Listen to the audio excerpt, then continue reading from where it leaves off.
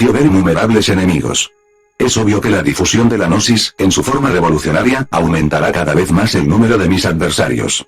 No está de más decir que después de este gran evento cósmico, hubo de realizarse cierto rito nupcial en el templo. Mucha gente asistió a este festival del amor, incuestionablemente en la quinta iniciación del fuego había encarnado a mi humana alma, el mana superior de la teosofía. Mas ahora, oh dioses, con este desposorio alquimista y cabalista, encarnaba también a mi alma espiritual, el Budi. Ostensiblemente dentro de este último, arde siempre en forma inalterable, la llama de Prajna, el íntimo.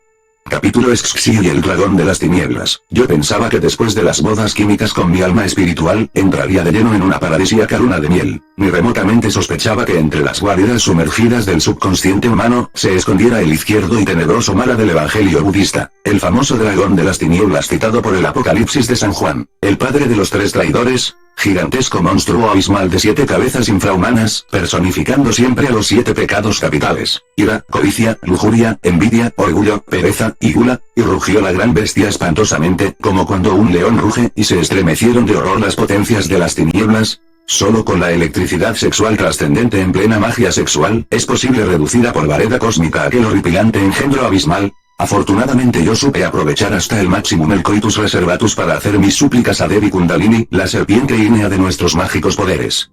Empuña el monstruo con su siniestra mano la temible lanza. 3 veces intenta herirme en vano. Desesperado arroja contra mí la dura pica. Interviene en esos instantes mi divina madre Kundalini. Se apodera de la singular reliquia y con ella hiere mortalmente al dragón rojo. Mara, la horripilante bestia infernal, pierde entonces su gigantesca estatura, se empequeñece poco a poco, se reduce a un punto matemático y desaparece para siempre del tenebroso antro. Posteriormente, aquella fracción de mi conciencia antes enfrascada entre el abominable monstruo, regresa, vuelve a mí. Terribles son los secretos del viejo abismo, océano sombrío y sin límites, donde la noche primogénita y el caos, abuelos de la naturaleza, mantienen una perpetua anarquía en medio del rumor de eternas guerras, sosteniéndose con el auxilio de la confusión, el calor, el frío, la humedad, la sequía. 4 terribles campeones, se disputan allí la superioridad y conducen al combate sus embriones de átomos, que agrupándose en torno de la enseña de sus legiones y reunidos en diferentes tribus, armados ligera o pesadamente, agudos, redondeados, rápidos o lentos, hormiguean tan innumerables como las arenas del Barca o las de la ardiente playa de Cirene, arrastrados para tomar parte en la lucha de los vientos y para servir de lastre a sus alas veloces. El átomo a quien mayor número de átomos se adhiere domina por un momento. El caos gobierna como árbitro, y sus decisiones vienen a aumentar cada vez más el desorden, merced al cual reina. Después de él, es ostensible que en esos mundos infiernos él acaso lo dirige todo, ante aquel abismo salvaje, cuna y sepulcro de la naturaleza, ante aquel antro que no es mar ni tierra, ni aire ni fuego, sino que está formado de todos esos elementos, y que, confusamente mezclados en sus causas fecundas, deben combatir del mismo modo siempre, a menos que el demiurgo creador disponga de sus negros materiales para formar nuevos mundos. Ante aquel Tartarus bárbaro, el dragón de las tinieblas exhaló su postrer aliento.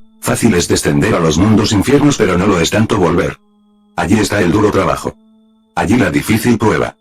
Algunos héroes sublimes, pocos en verdad han logrado el regreso triunfal.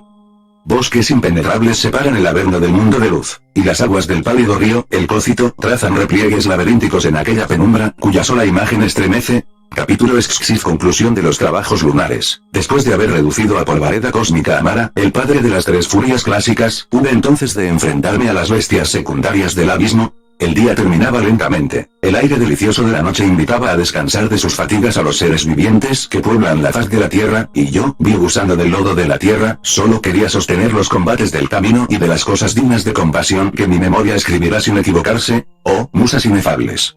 Oh, alto ingenio divino. Venid en mi auxilio.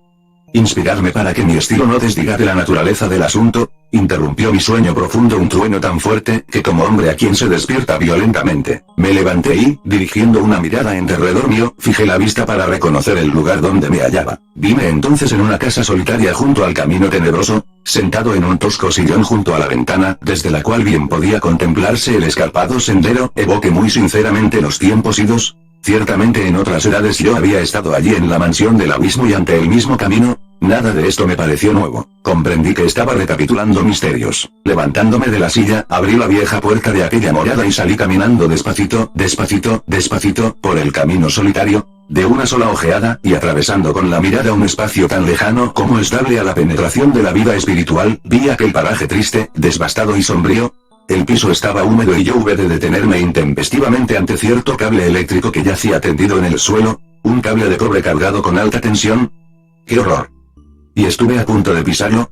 Es preferible morir siendo libre que vivir estando preso. Así clamó la voz del silencio en la noche del misterio, y yo que alarmado intentaba en esos precisos instantes retroceder, me sentí reconfortado. Avancé resueltamente por aquellos parajes sublunares a lo largo de la tortuosa senda abismal. El escarpado sendero, virando sorpresivamente hacia la izquierda, penetró dentro de ciertas colinas muy pintorescas.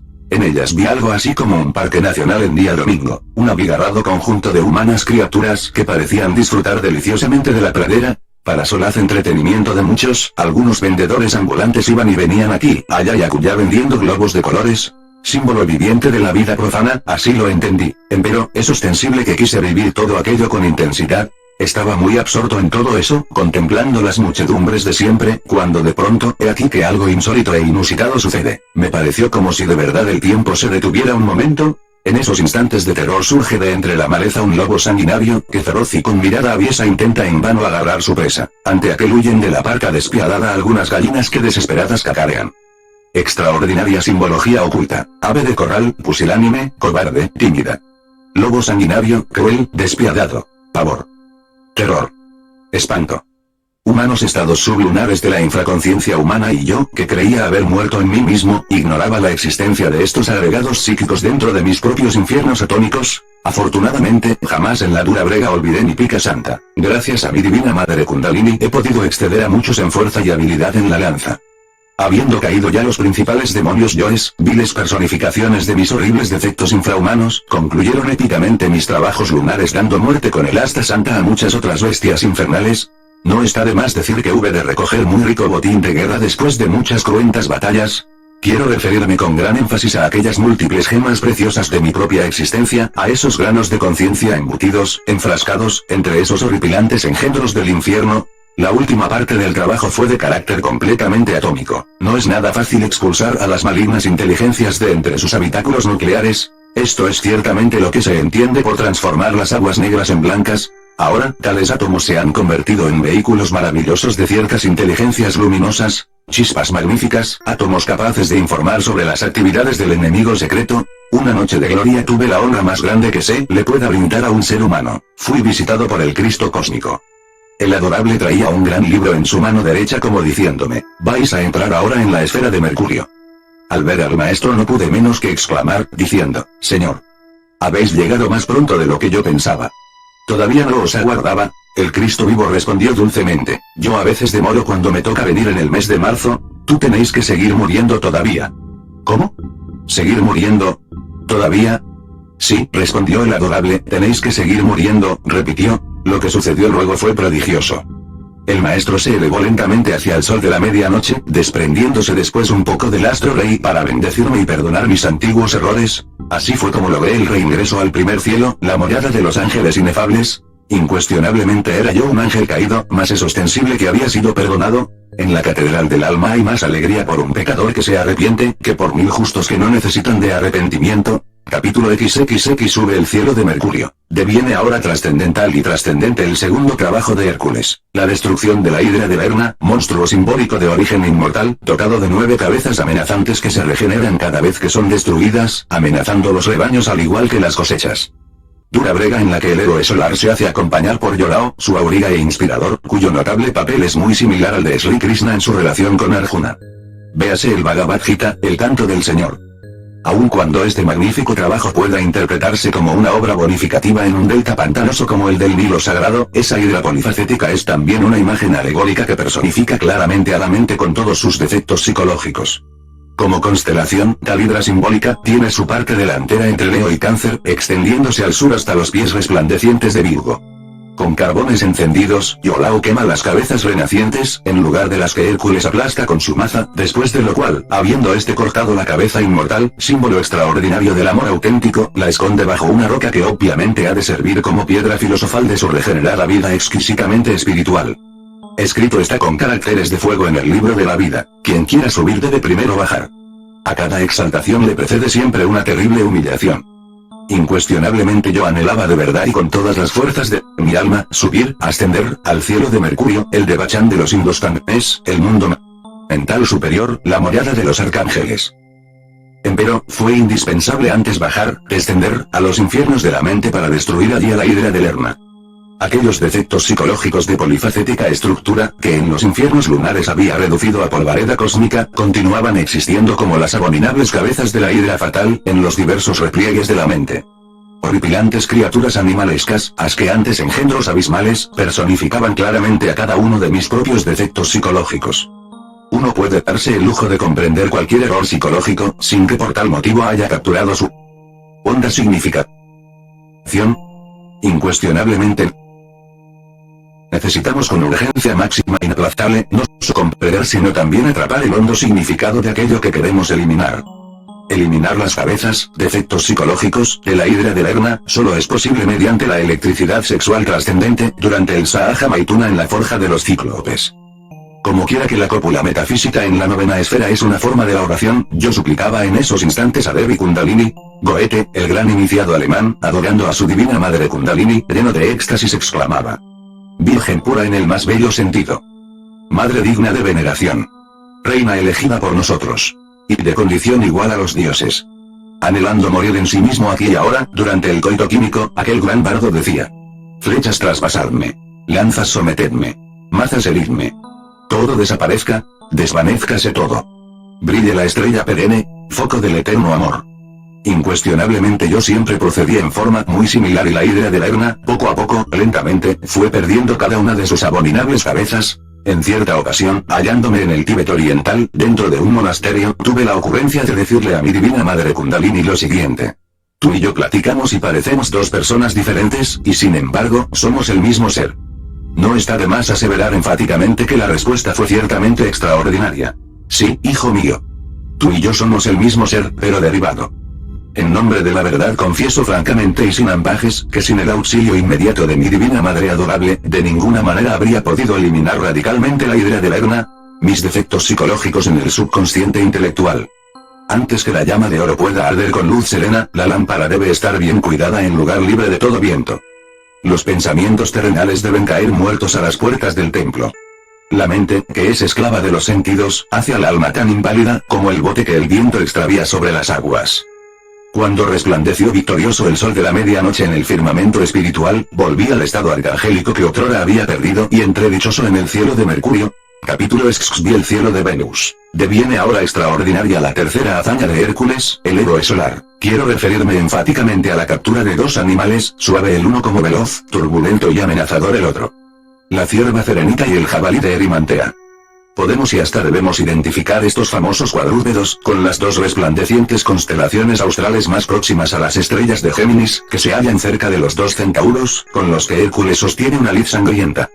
En la cierva de pies de bronce y cuernos de oro, sagrada a Diana y disputada por Apolo, el dios del fuego, podemos ver una clara alusión al alma humana, el esposo de la Valquiria, el mana superior de la teosofía.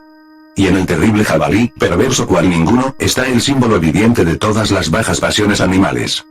No está de más aseverar en estos instantes que yo anhelaba muy sinceramente y con todas las fuerzas de mi alma, entrar al cielo de Venus, el mundo causal, la morada de los principiados. Empero, es claro que necesitaba primero hacer méritos, reducir a polvareda cósmica al espantoso jabalí. Bajar es necesario antes de subir. A toda exaltación le precede siempre una terrible humillación. Descender a los infiernos venustos fue indispensable, urgente, inaplazable, antes del ascenso. Información previa necesitaba y esta, en sí misma, resultaba ciertamente apremiante, perentoria. Indicaciones precisas, extraordinarias, vinieron a mí durante la meditación. Es ostensible que el iniciado siempre es asistido. Sobre una gran tabla, muy semejante al atractivo tablón de un juego de ajedrez, en vez de las consabidas piezas del citado juego, vi muchas figuras animalescas de asqueante aspecto. Incuestionablemente, con la ayuda de mi divina madre Kundalini, yo había eliminado defectos de tipo psicológico, ya en el mundo astral, ya en el mundo mental, empero, los gérmenes causales de aquellos, continuaban existiendo dentro de mí mismo, aquí y ahora. Dentro del terreno de la más pura psicología experimental, podemos asentar el siguiente enunciado: la eliminación radical de cualquier defecto psicológico, fracasa absolutamente cuando no se disuelve su causa secreta. Extirpar de mi psiquis tales causas intrínsecas, fue ciertamente mi tarea en los infiernos venustos. Es ostensible que entonces hube de pasar victorioso por espantosas tentaciones carnales, como aquellas que sufriera el patriarca gnóstico San Agustín, al pie de la cruz. el gnóstico misterio está presente, en el quieto volar de la paloma, y el pecado del mundo en la serpiente, que muerde el pie del ángel que la doma. Sobre la eterna noche del pasado, se abre la eterna noche del mañana. Cada hora, una larva del pecado. Y el símbolo la sierpe y la manzana. Inmensa es la multitud de los delitos, cuyos gérmenes causales debía eliminar, y aunque tuviese 100 bocas, 100 lenguas y voz de hierro, no podría enumerarlos todos. En el Tartarus, donde se castiga a los malvados, encontré también a 2 viejos amigos de la juventud. Uno aún vive, el otro ya es muerto. No está de más recordar a esos titanes de los antiguos tiempos, que quisieron escalar el cielo, sufren ahora en los abismos, encadenados por la ira de Júpiter.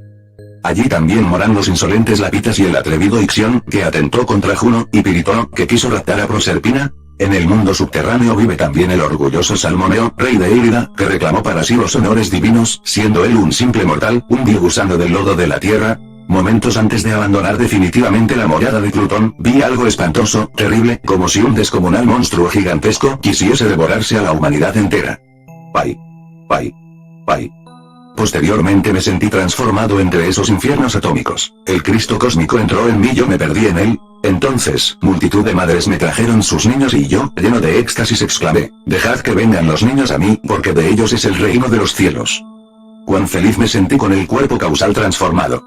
Después de bendecir a todos esos tiernos infantes, abandoné el reino mineral sumergido y penetré victorioso en el cielo de Venus, el mundo causal. Fue así como reingresé al estado de los principiados, que otrora había perdido, cuando en la meseta central del Asia cometiera el mismo error del conde Zanoni, caer rendido a los pies paradisíacos de la exquisita beldad femenina, beber el licor de mandrágoras, comer de las manzanas de oro del jardín de las Hespérides, fue ciertamente el mencionado error. Empero, trabajando posteriormente con la electricidad sexual trascendente, hube de retornar al camino que otrora había abandonado, ese mundo causal maravilloso o mundo de la voluntad consciente, tantas veces citado por el señor Leadbetter, Annie Besant, Arturo Power, Rudolf Steiner, HPV, etc., ostensiblemente es terror de amor y ley. Indubitablemente el cielo de Venus no es del tiempo y está más allá de la mente. Resulta patente que la sustancia abásica, como elemento natural y vibración o tattva, constituye en sí misma el fondo viviente y filosofal del mundo de causalidad cósmica. El azul eléctrico profundo resplandece maravilloso en esa región y centellea por aquí, por allá y acullá, saturándonos con una exquisita voluptuosidad espiritual indescriptible. Es el mundo de las causas naturales como un océano sin límites ni orillas. El incesante oleaje de acción y consecuencia, fluye y refluye allí de instante en instante. Es evidente que no existe causa sin efecto ni efecto sin causa. A toda acción le sigue una reacción. De cualquier acto siempre se desprende una consecuencia, o mejor dijéramos, serie de consecuencias. Por aquella época de mi actual existencia, recibí mucha información objetiva demostrada y demostrable. Ejemplo, ante el orador de cierto auditorio me presento en plena asamblea, no sé guardar compostura, meto las narices donde no debo, refuto conceptos. Resultado, el disertador, un hombre del mundo causal, se retira indignado. Posteriormente, el conferencista aquel comenta con otros mi actitud y esto se convierte de hecho en toda una serie encadenada de consecuencias. En el mundo causal vi también, con asombro místico, el porvenir que le aguarda al planeta Tierra y a las humanas criaturas que en este mundo físico moran. Vestido con el cuerpo causal me vi de pronto metido dentro de un gran patio ferroviario. Ciertamente el movimiento gnóstico es un tren en marcha. Unos pasajeros suben en una estación y se bajan en otra. Raros son aquellos que llegan hasta la estación final.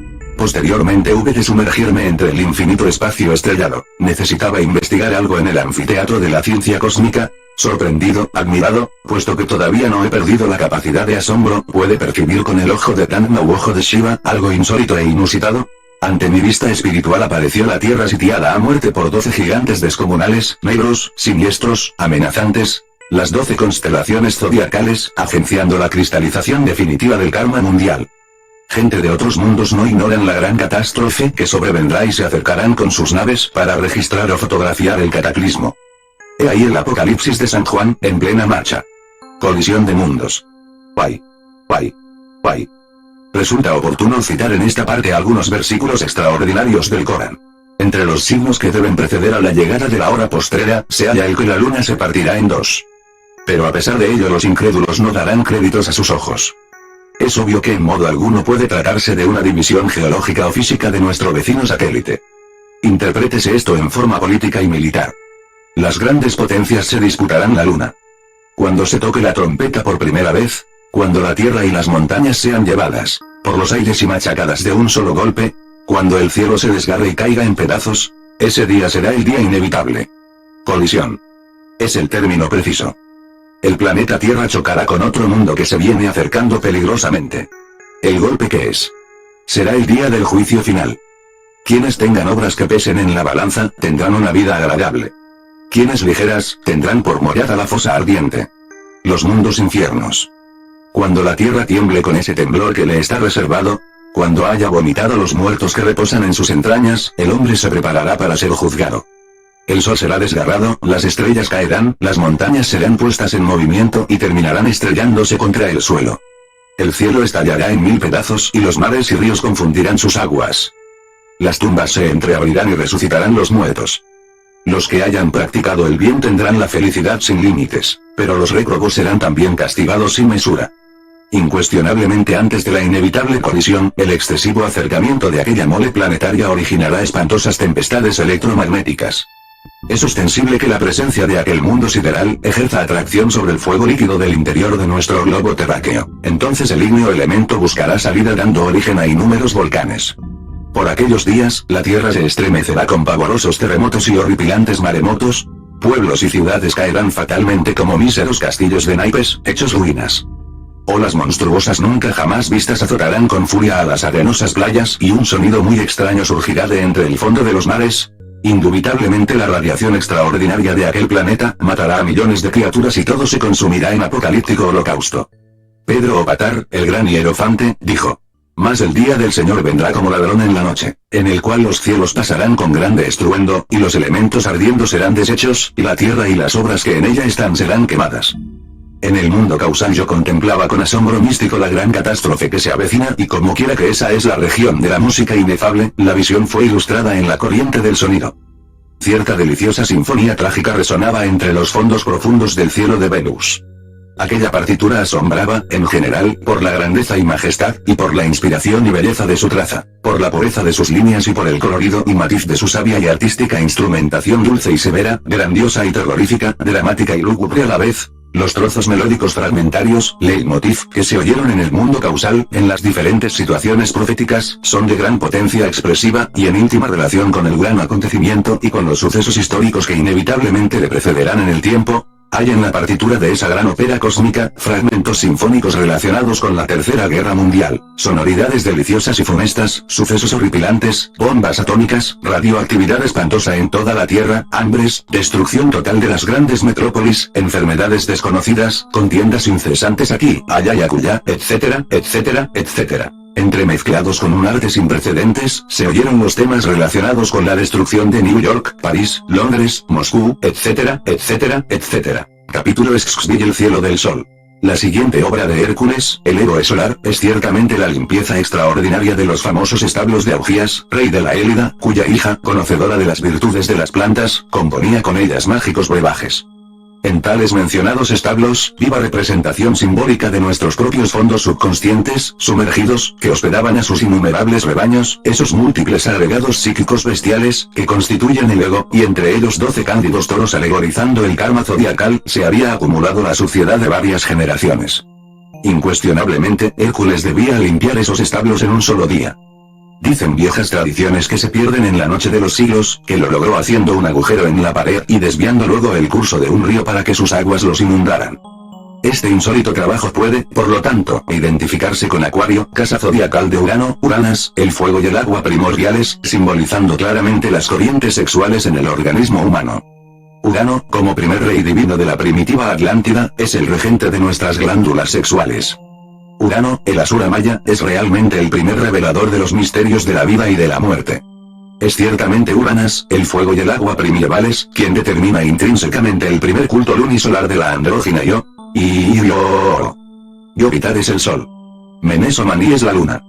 Om Mani Padme Hum como mantrán de inmenso poder esotérico, tiene su equivalencia en los dioses sol y luna, en el seno del sagrado loto surgido milagrosamente de las aguas espermáticas del primer instante.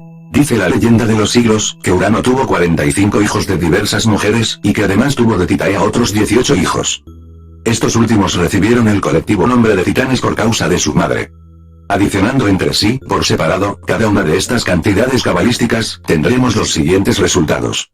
45, 4 más 5 igual 9. El ermitaño del tarot, la novena esfera, el sexo. 18, 1 más 8, igual 9. El arcano 18 es el crepúsculo del tarot. Incluye el arcano 9 2 veces. Significa los enemigos secretos, ocultos, la lucha subterránea en los demonios de la novena esfera, lo tenebroso. Ostensiblemente Urano es el rey absoluto de las funciones sexuales, el amo de la nueva era acuaria. Como Titaea sobrepujaba a todas las mujeres en belleza y virtudes, fue también puesta en el número de los dioses. Se nos ha dicho que sus fieles devotos, agradecidos por todos los bienes recibidos, la llamaron Tierra. En nombre de la verdad he de confesar francamente y sin ambajes, que el cuarto trabajo resultó para mí tremendamente fácil, empero hube de pasar previamente por una delicada prueba.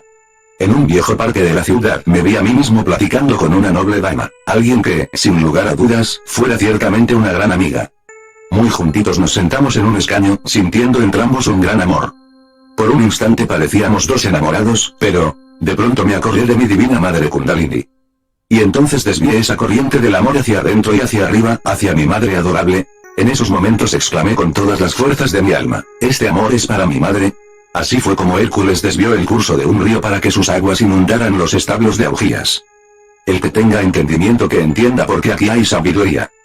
Incuestionablemente estaba metido dentro de las entrañas minerales del sol, en los infiernos solares. Cuán limpios me parecieron los mundos sumergidos del astro rey. Infiernos sin almas en pena, sin demonios. ¡Qué maravillas!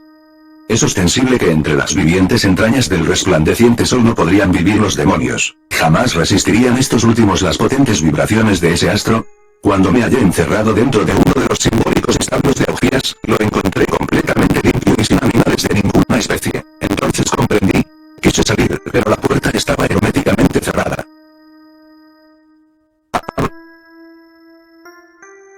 Sésamo. Grité con todas mis fuerzas. En esos instantes las puertas se abrieron como por encanto y entonces penetré en un segundo establo. Lo hallé tan limpio como el primero. Ábrete sésamo. Grité otra vez, y cuando se abrieron las puertas penetré en un tercer establo. Ostensiblemente este también estaba limpio y hermoso. Ábrete sésamo.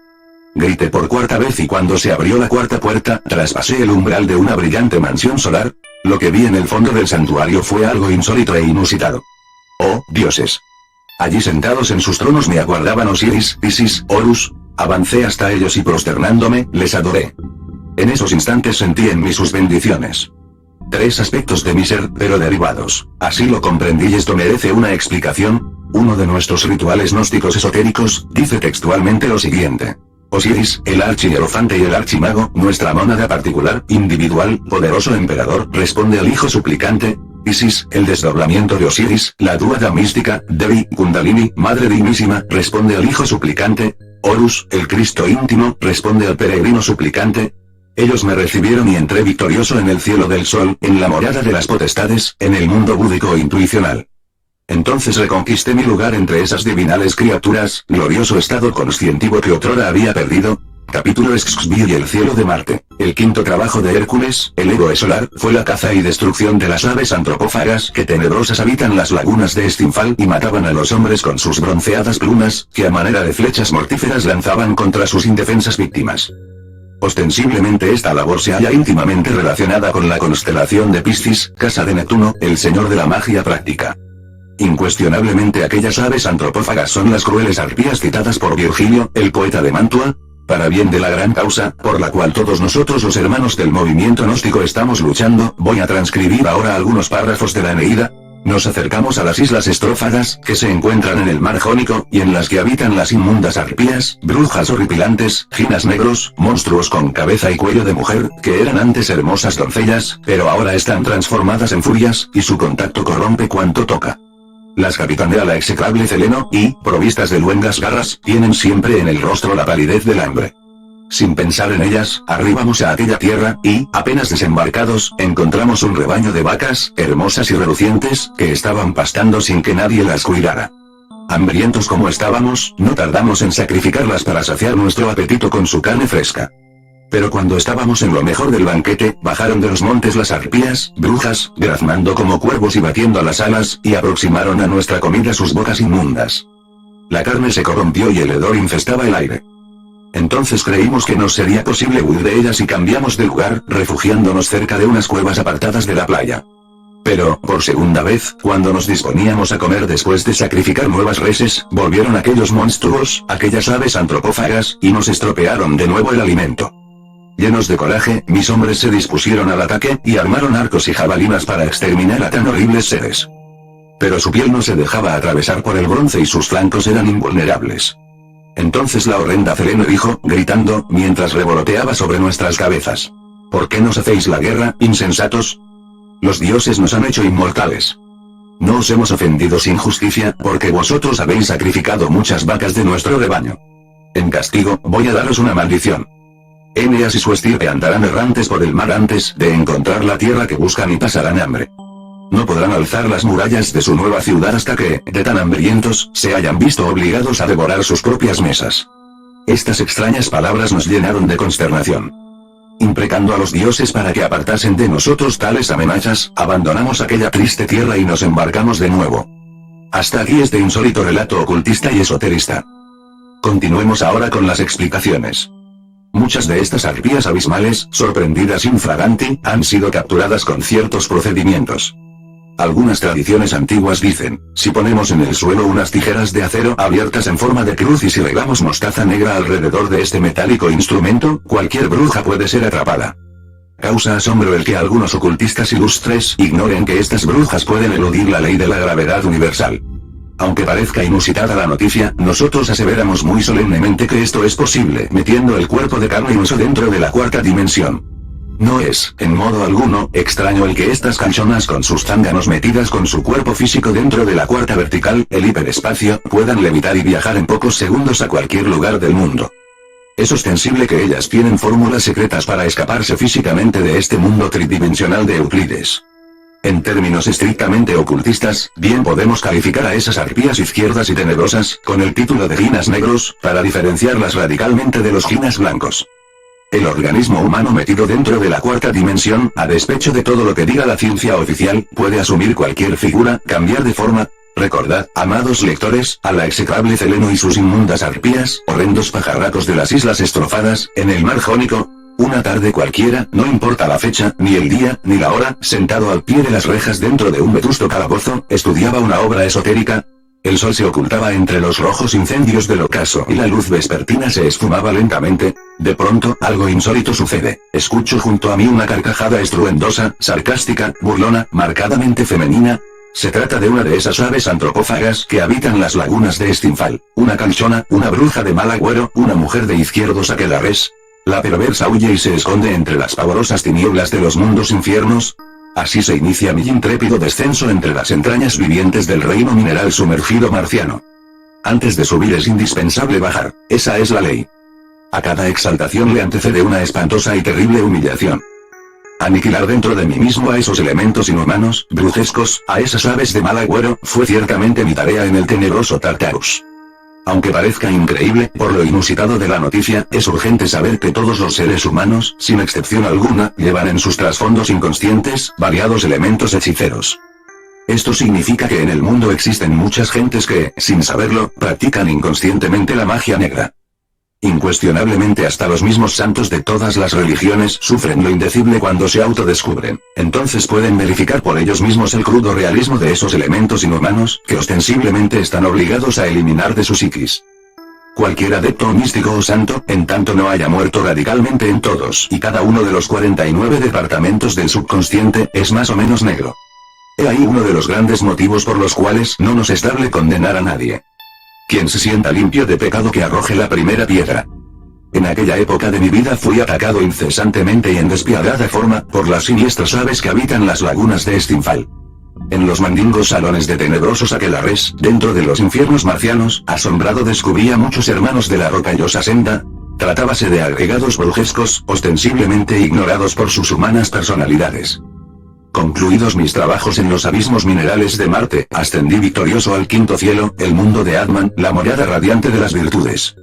Así fue como volví al cielo de Marte. Entonces reconquisté mi lugar entre esos sublimes seres, posición divinal que otrora había perdido. El objetivo de mis trabajos en los infiernos marcianos se había logrado. Eliminados de mi psiquis los elementos inhumanos, mi conciencia quedaba libre. Los grilletes intelectuales habían sido aniquilados, y mi conciencia liberada, fuera ya del horripilante calabozo de la mente, donde por tanto tiempo morara prisionera, había conseguido fusionarse, mezclarse, con Atman, el inefable, mi real ser. Ah. Si las gentes comprendieran lo que es el calabozo del intelecto, si entendieran que viven prisioneras entre la cárcel de la mente, en completa bienaventuranza, como hombre espíritu en el cielo marciano, lejos del cuerpo, de los afectos y de la mente, anduve conscientemente cual un ave de luz resplandeciente, antítesis radical de esas otras aves siniestras de las lagunas de Stinfal.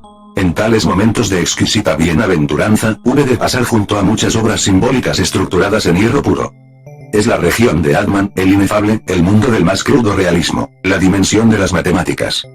En el mundo tridimensional de Euclides jamás percibimos un sólido en forma íntegra, unitotal. Aquí solo vemos en forma subjetiva ángulos, superficies, etc. Empero, en la brillante región de Atman, no solamente percibimos sólidos en forma íntegra, sino además hipersólidos, incluyendo la cantidad exacta de átomos, que en su conjunto constituyen la totalidad de cualquier cuerpo. Incuestionablemente en el cielo de Marte gozamos realmente de la percepción objetiva más completa. Cuán feliz me sentía en esa región de las dichas infinitas. Empero, no todo en la vida son fiestas, también existen sufrimientos. ¿Tú lo sabes? La sede del juicio celestial, donde se administra la justicia objetiva, siempre interviene. Un día cualquiera, feliz en el mundo de Atman, vino a mí un juez de la ley de la catancia, el karma superior.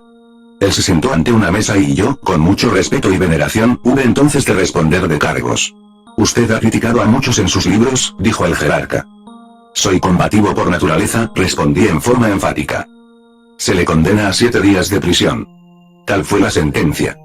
He de confesar francamente y sin ambajes, que al escuchar la sentencia estuve un poco cínico. Me pareció la cuestión esta a un caso tonto de policía, como cuando uno de muchacho se pelea con otro de su misma edad y lo meten unas cuantas horas a la cárcel. Empero, ya en pleno cumplimiento de la sentencia, sentí que este castigo era terriblemente doloroso. 7 días entre el horrible calabozo de la mente y después de haberme emancipado. 7 simbólicos días de amargura dentro de la cárcel pavorosa del intelecto. Pai. Capítulo XX. El cielo de Júpiter. Casi contigua a la brillante constelación de Piscis se encuentra la de Tauro, que incuestionablemente se halla íntimamente relacionada con el trabajo esotérico trascendente, la captura del toro de Creta. Este había sido remitido a Minos por el dios Neptuno para que se lo ofreciera como holocausto, pero el rey, codicioso, lo retuvo indebidamente para sí, debido a lo cual el animal se tornó espantoso y amenazador, aterrorizando a todo el país. Dice la leyenda de los siglos, que Hércules, el héroe solar, obtuvo así fácilmente el permiso para apoderarse de él, encadenarlo y arrastrarlo por mar hasta Micenas. Es indubitable que el trabajo relacionado con los infiernos jupiterianos se haya plenamente alegorizado con la sexta hazaña de Hércules. No está de más en estos renglones recordar al primer Júpiter de la teogonía griega, padre de todos los dioses, señor del universo y hermano de Urano, Uranas, es decir, del fuego y el agua primitivos, pues es sabido según el clásico, que en el panteón griego figuran cerca de 300 Júpiter. En su otro aspecto de Jove y Orebe, es el Jehová macho y hembra o andróginos y colectivos Elohim de los libros mosaicos, Adam Camon de los cabalistas, el Yacho y macho de la Anatolia, que también es el Baco o Dionisios de fenicios continuadores de la primitiva teogonía de Sanchón y Atón. El carácter siempre asignado a Júpiter, el venerable padre de los dioses, como hombre celeste, dio lugar asimismo a no pocos típicos nombres nórdicos, tales como el de Germán y Germanas o Hermes, literalmente, el hombre divino o, el señor hombre, Alcides o el Cid, precursor teogónico de todos nuestros Cides prehistóricos del romancero. Incuestionablemente Júpiter, en el Punjab y en el Registán, es el Arículas o Hércules, el señor solar, el prototipo de la raza del sol, el Arimú de Cachemira o sea el sol en el horizonte de la vida. Júpiter o Yovitar, es decir el padre de Yo, es el espíritu divino de toda aquella antigua hueste de creadores que, al reencarnarse en cuerpos con sexos opuestos, dio lugar a la fábula griega de los amores de Júpiter con la Virgen Io, y Io, la cual fue transformada en ternera celeste, o vaca sagrada de los orientales, para así escapar a las iras de Juno. Júpiter y su vaca de Yo, y Io, nos facilitan el significado de otra porción de nombres arcaicos, tales como el mismo Gerión o Ferión, el que lleva las vacas, el de Hiperión Bósforo, literalmente, el conductor de la vaca, lo mismo que Gautama el Buda. Así, la hueste de los señores o Elohim, Júpiter, se halla simbolizada por el hierograma sexual de Yo, y Io. Es ostensible que tiene docenas de nombres en cada lengua y un centenar o millar de mitos por cada nombre de estos, en su lengua respectiva. Toda esta legión inefable de seres divinos, todos estos Elohim, constituyen, en su conjunto, el Dios único y sin nombre de los Tartesios, el auténtico Júpiter sublime de los antiguos tiempos. Desarrollada muy cuidadosamente esta temática trascendental, podremos deducir solemnemente lo siguiente: el cielo de Júpiter es la morada de los Elohim, el Nirvana. Aquellos devotos de la senda que al llegar a la quinta iniciación del fuego elijan el camino espiraloide, ingresarán al Nirvana. Desarrollo integral es diferente. En nombre de la verdad debo confesar francamente y sin ambajes, que ese fue siempre mi mejor anhelo. El pleno desenvolvimiento de todas mis posibilidades superlativas, nirvánicas, en toda la presencia de mi ser cósmico, fue mi aspiración. Empero, es incuestionable que antes de subir debemos bajar. A toda exaltación le antecede siempre una espantosa y terrible humillación. Encadenar al simbólico toro de Creta fue realmente la tarea a seguir y esta en sí misma me pareció horripilante. Por aquella época de mi actual existencia, muchas tentaciones sexuales me asediaban inclementes en el tenebroso Tartarus. Autoexplorándome psicológicamente descubrí en los trasfondos más profundos de mi propia mente, al famoso toro de Creta. Lo vi, sí, negro, descomunal, gigantesco, amenazante y provisto de agudos cuernos. Obviamente se expresaba en mi psiquis con fuertes impulsos sexuales, pasionales, y reflexivos. Fue urgente encadenar a la tenebrosa bestia. Fue indispensable desintegrarla, reducirla a polvareda cósmica. Indubitablemente fui asistido por mi divina madre Kundalini, la serpiente ígnea de nuestros mágicos poderes. Este gran evento cósmico se celebró con una fiesta en el templo maravilloso de Júpiter. Entonces muchos reyes y sacerdotes de la naturaleza, revestidos con la púrpura sagrada, me dieron la bienvenida. Así fue como reingresé al cielo de Júpiter, a la morada de las dominaciones, a la felicidad nirvánica. De este modo, eliminando elementos infrahumanos, reconquisté mi puesto entre esas jerarquías inefables, estado conscientivo que otrora había perdido, cuando en la meseta central de Asia, hace ya cerca de 1 millón de años, cometiera el error de comer del fruto prohibido. Capítulo XL Cielo de Saturno. El séptimo trabajo de Hércules, el héroe solar, es la subsecuente captura de las yeguas de Diomedes, hijo de Marte y rey del pueblo guerrero de los Vistorios, que mataban y se comían a los náufragos que llegaban a esas costas. Hércules y sus compañeros solo logran apoderarse de aquellas bestias después de feroz combate con los Vistorios, quienes con Diomedes, habían acudido a defender sus posesiones, a los que vencen, quedando el rey dado en pasto a esas hembras antropófagas. En los infiernos saturnianos hube de capturar y destruir a las yeguas de Diomedes, infrahumanos elementos pasionarios, profundamente sumergidos en mis propios abismos inconscientes. Simbólicas bestias junto a las aguas espermáticas del primer instante, dispuestas siempre a devorarse a los fracasados. Por aquella época de mi actual existencia, fui atacado incesantemente en el tenebroso Tartarus. Los adeptos de la mala magia atlante, resolvieron combatirme con inaudita ferocidad y yo hube de defenderme valerosamente. Núbiles damas adorables, bellezas malignas, exquisitamente peligrosas, me asediaron por doquiera. Incuestionablemente en los saturnianos infiernos, experimentamos, vivenciamos, revivimos, los terrores atlantes. Hércules, como dice Aeliano, varias historias, libro V, C3, limpió la tierra y los mares de todo género de monstruosidades, que no de monstruos, venciendo al necromante Briareo, el de los 100 brazos, en uno de sus célebres trabajos o triunfos sobre la mala magia atlante que se había enseñoreado de toda la tierra. Hércules, el verdadero Krishna ario del Mahabharata, presintiendo la catástrofe final atlante que se avecinaba y con ella la desaparición del divino jardín de la Hespérides, trasplantó, doquiera que fue, es decir en todo el Penja, el Asia Menor, la Siria, el Egipto, Grecia, Italia, Germania, las Islas Británicas, España, Mauritania y aún América, bajo el nombre de Quetzalcóatl, la serpiente blanca luminosa, el simbólico árbol iniciático que a todos estos países les salvará de la catástrofe. Empero, escrito está, de todo árbol del huerto podrás comer, mas del árbol de la ciencia del bien y del mal no comerás, porque el día que de él comieres morirás. Embriagarnos con el aroma delicioso de la fruta prohibida, es indispensable, así lo enseñó Hércules. A la vista de la barrera del océano infranqueable para el hombre, Hércules, lleno de titánica rebeldía, tendió su arco contra el sol como si fuese a herirle para detenerle en su rauda carrera allende el océano, en el que se iba a sepultar y hacia donde él no podía seguirle, pero el dios Apolo le mandó que se estuviese quedo y paciente, porque solo con paciencia infinita se puede realizar el Magnus Opus, la gran obra, en premio de lo cual le regaló un vaso de oro, el santo grial, resplandeciente símbolo eternal del útero hoyón y femenino. Es incuestionable que la saeta de Hércules no es sino la piedra magnes, el falo o lanza de Longibus, el centurión romano, aquella con la cual este hiriera el costado del Señor, la misma pica santa mediante cuyo poder secreto Parsifal sanara la herida en el costado de Amfortas. Con los milagrosos poderes de estas reliquias venerandas, derroté en cruentas batallas al rey de los Vistorios, a los caballeros del Grial Negro, a Klinksor, el ego animal. Finalizado el saturnino trabajo en la morada de Plutón, fui entonces transportado en el Eidolon a la tierra solar de los hiperbóreos. Esa es la isla de Avalon, la mágica región Ginas donde habitan los dioses santos, sublime isla de Apolo. Tierra firme en medio del océano de la gran vida libre en su movimiento. Si el emperador Federico en el medioevo hubiera realizado en sí mismo el misterio del Grial, el misterio hiperbóreo, es indubitable que entonces habría vuelto a florecer en forma espléndida el árbol seco del imperio. Es ostensible que el reino del Grial habría reaparecido maravilloso, dentro del mismo Sacro Imperio Romano. La senda de la vida está formada con las huellas de los cascos del caballo de la muerte. ¿No es posible realizar en sí mismo el misterio hiperbóreo sin haber sido antes juzgado en la vasta sala de la verdad justicia?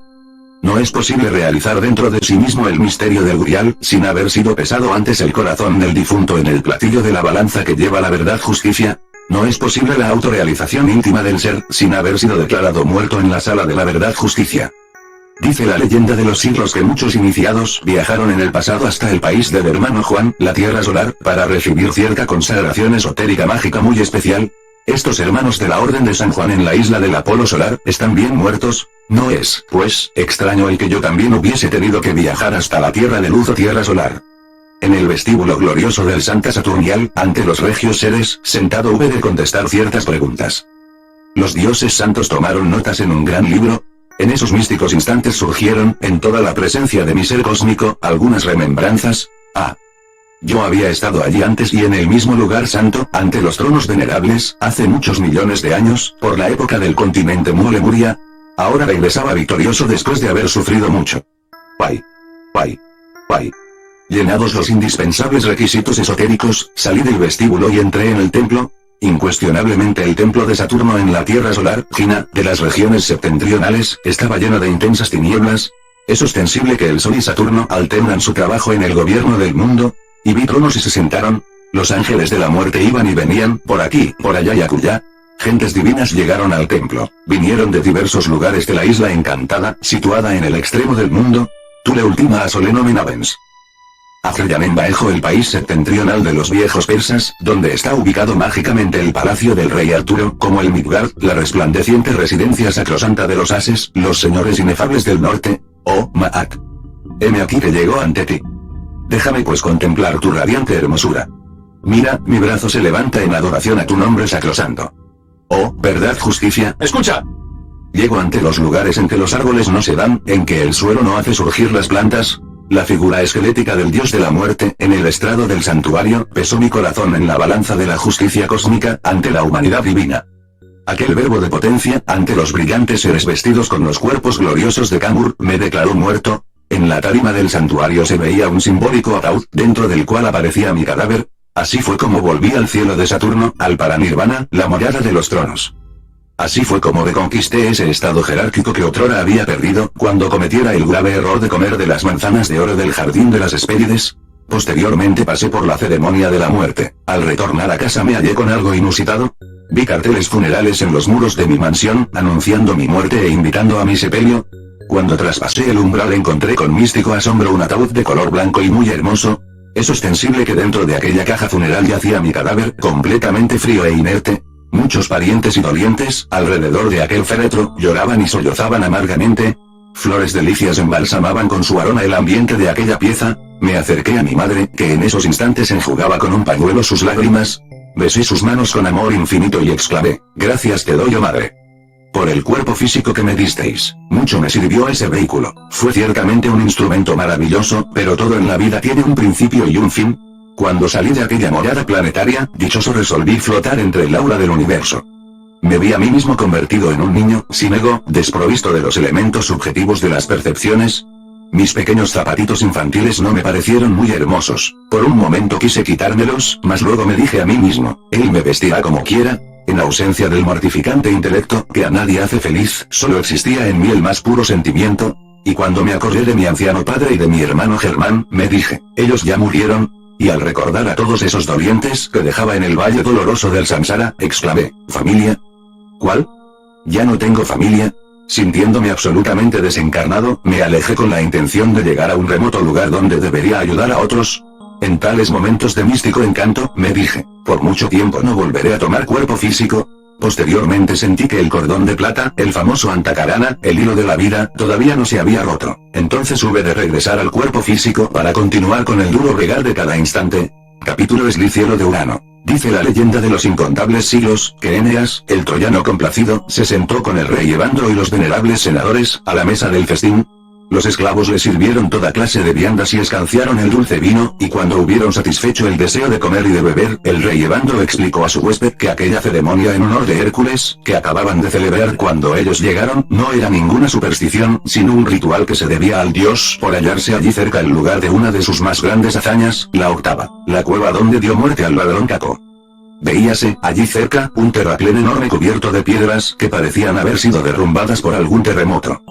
Debajo de ellas estaba la abertura que conducía al antro donde Caco se refugió y donde el hijo de Júpiter le acorraló, arrojándole pedruscos y troncos, en castigo por haber intentado aquel robarle sus rebaños. Después de esta explicación del rey Evandro, un coro de adolescentes entonó el elogio de Hércules y de sus altos hechos. Enumera todos sus trabajos, cómo estranguló a la hidra de Lerna, cómo mató al león de Nemea y sacó de las tinieblas a la luz a Cerbero, el perro infernal, el instinto sexual que debe guiarnos hasta la liberación final. Acabadas las canciones y las ceremonias, el viejo rey, caminando a paso lento por la edad, se dirigió hacia la ciudad de Palantía, donde tenía su trono, y caminaba sostenido por dos jóvenes, Palante, su hijo, y Eneas. Mientras los tres andaban se entretenían en animar la plática, y el rey explicó a Eneas que el nombre de Lacio, donde se levantaba su ciudad Latium, venía de los tiempos lejanos en que Cronos, el padre de Júpiter, se refugió allí para huir de los enemigos que defendían la causa de su hijo cuando le hubo destronado. Entonces comenzó la Edad de Oro, a la que siguió la Edad de Hierro, donde predominaba la rabia de la guerra y el furor de poseer. El país comenzó a ser invadido por gentes de distintas procedencias. Caminando, Evandro mostró a Eneas el bosque y los lugares donde habían de suceder, en lo futuro, las gestas de la nueva Roma. El lugar donde el impetuoso Rómulo realizaría sus hazañas, el Capitolio, ahora plaza cubierta de oro y mármoles, entonces un claro del bosque lleno de zarzas y espinos, y la roca Talpeya, desde donde la justicia romana precipita a los que son traidores a la patria. Ruinas dispersas mostraban allí los monumentos de otras edades, y unas piedras levantadas por Jano y otras por Saturno daban el nombre a dos lugares, el Saturno y el Janículo. Todo esto es textual de la Eneida de Virgilio, el poeta de Mantua, el buen maestro del Dante florentino. Jesús, el gran Tabir, fue crucificado entre dos ladrones, uno a su derecha y otro a su izquierda. Agato, el buen ladrón en nuestro interior, se roba el hidrógeno sexual 12 de los órganos creadores, con el evidente propósito de cristalizar al Espíritu Santo, al gran Consolador, dentro de nosotros mismos, aquí y ahora. Caco, el mal ladrón, escondido dentro de la tenebrosa cueva de la infraconciencia humana, saquea alevoso el centro sexual del organismo para satisfacción de brutales pasiones animales. La cruz es un símbolo sexual sorprendente, maravilloso y formidable. El palo vertical es masculino, el horizontal femenino. En el cruce de ambos se halla la clave de todo poder. El lingam negro, embutido en el yoni femenino, forma cruz. Esto lo saben muy bien los divinos y los humanos.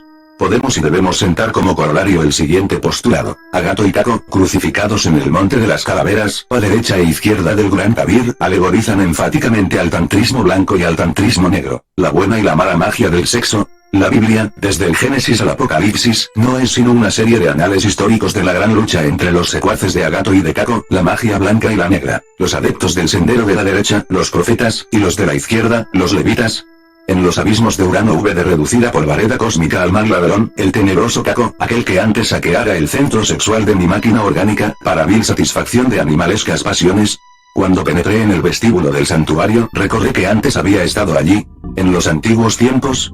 Con el ojo de Shiva vi en el futuro diversos movimientos tántricos de Acuario, entre los que resaltaba el pueblo gnóstico, cuyas banderas ondeaban victoriosas en todos los países de la Tierra. Incuestionablemente Urano, Acuario, es sexual, mágico, revolucionario, 100%. Así fue como reingresé al cielo de Urano, el Mahaparanirvana, la morada de los querubines. Así fue como reconquisté aquel brillante estado conscientivo que otrora había perdido, cuando caí rendido a los pies de la Eva maravillosa de la mitología hebraica. Capítulo Esli y el cielo de Neptuno. Incuestionablemente resulta muy complejo el noveno trabajo de Hércules, el héroe solar, la conquista del cinto de Hipólita, reina de las Amazonas, el aspecto psíquico femenino de nuestra propia naturaleza interior.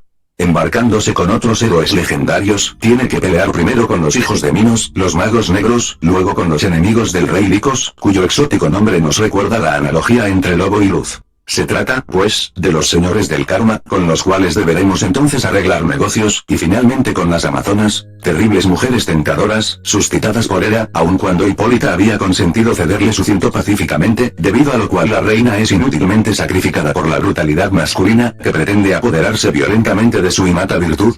Ese cinto maravilloso, análogo al de Venus y emblema de la feminidad, pierde todo significado y valor al ser separado de su legítima poseedora. El amor y no la violencia hace, por lo tanto, su conquista realmente significativa y valedera. Habiéndose costeado el dios Neptuno el continente Atlante, ahora sumergido en las procelosas aguas del océano que lleva su nombre, dicen las tradiciones que engendró varios hijos en una mortal mujer. Junto a la isla do Habitara era todo llano, pero en medio de ella había un valle muy especial, con un pequeño monte central distante 50 estadios de la arenosa playa. En aquel monte moraba uno de esos grandes seres nacidos en la tierra, llamado Evenor, quien, de su mujer, Leucipe, había engendrado a Clitone, su única hija. Muertos estos padres de Clitone, Neptuno se casó con ella, y cercó el collado en que habitaba con varios fosos de agua, de los cuales, según dice la leyenda de los siglos, 3 venían desde el mar y distaban por igual del océano, amurallando el collado para hacerle inconquistable e inaccesible. Esta Clitone o Minerva Neit edificó en Grecia a Atenas y Sais en el famoso delta del Nilo. En memoria de todo esto, los atlantes edificaron el maravilloso templo de Neptuno y Clitone. En ese santa fueron depositados los cadáveres de los 10 hijos de Neptuno, simbólico número mágico. No podemos dejar el estudio del número 10 sin tratar la bíblica obligación del diezmo, a la que se sujetó voluntariamente el mismo Abraham, con relación al rey iniciado Melquisedec. Según relata el capítulo 14 del Génesis, salió el rey de Sodoma a recibirlo, a Abraham. Entonces Melquisedec, rey de Salem, el cual era sacerdote del Dios Alto, sacó pan y vino, y bendíjole, y dijo: Bendito sea Abraham del Dios Alto, poseedor de los cielos y de la tierra, y bendito sea el Dios Alto, que entregó tus enemigos en tu mano. Y diole a Abraham los diezmos de todo. En su aspecto esotérico o público, la obligación del diezmo, en la legislación judía, es el deber universal que todos los hermanos de la senda tienen de contribuir fielmente con una parte de sus ingresos, que no debe ser inferior al diezmo, en aquella forma libremente elegida que juzguen más oportuna y eficaz, para sostener la causa de la verdad y de la justicia. En su aspecto esotérico o secreto, el diezmo simboliza la balanza de pagos en la esfera de Neptuno. Es incuestionable que allí tenemos que arreglar cuentas con los enemigos del rey Licos, los señores del karma. Es indubitable que todos nosotros asesinamos al dios Mercurio, a Irán, y no es posible resucitarlo dentro de nosotros mismos, sin haber antes pagado el abyecto delito. Por consiguiente, el diezmo viene a ser un complemento práctico y necesario del principio dinámico, que emana del estudio profundo del 10º mandamiento, o sea, considerar como fuente, manantial y providencia espiritual de todo el centro interior y divino de nuestra vida, al lío misterioso que se esconde en medio del delta central del santuario de nuestro ser. Esclarecen este punto del diezmo las palabras evangélicas, Mateo, 20. Mas haceos tesoros en el cielo, porque donde estuviere vuestro tesoro, allí estará vuestro corazón. El capítulo 3 de Malaquías dice: Traed todos los diezmos al alfolí, y haya alimento en mi casa, y probadme ahora en esto, si no os abriré las ventanas del cielo, y vaciaré sobre vosotros bendiciones hasta que sobreabunde. Cavando entre las profundas entrañas del Averno, trabajando intensamente en la 9ª esfera, yo buscaba con ansias infinitas el tesoro del cielo, el vellocino de oro de los antiguos. Los hijos de Minos, los adeptos de la mano izquierda, los levitas de siempre, iracundos me atacaban incesantemente en los pavorosos abismos neptunianos. En la dura brega anhelaba conquistar el cinto de Hipólita, pero las amazonas, suscitadas por Hera, me asediaban incansables con sus sutiles encantos abismales. Una noche cualquiera, no importa ahora la fecha, ni el día, ni la hora, fui transportado al castillo de Klingsor, ubicado exactamente en Salamanca, España. No está de más recordar ahora con gran énfasis, que en ese viejo castillo citado por Wagner en su Parsifal, funciona el salón de la brujería.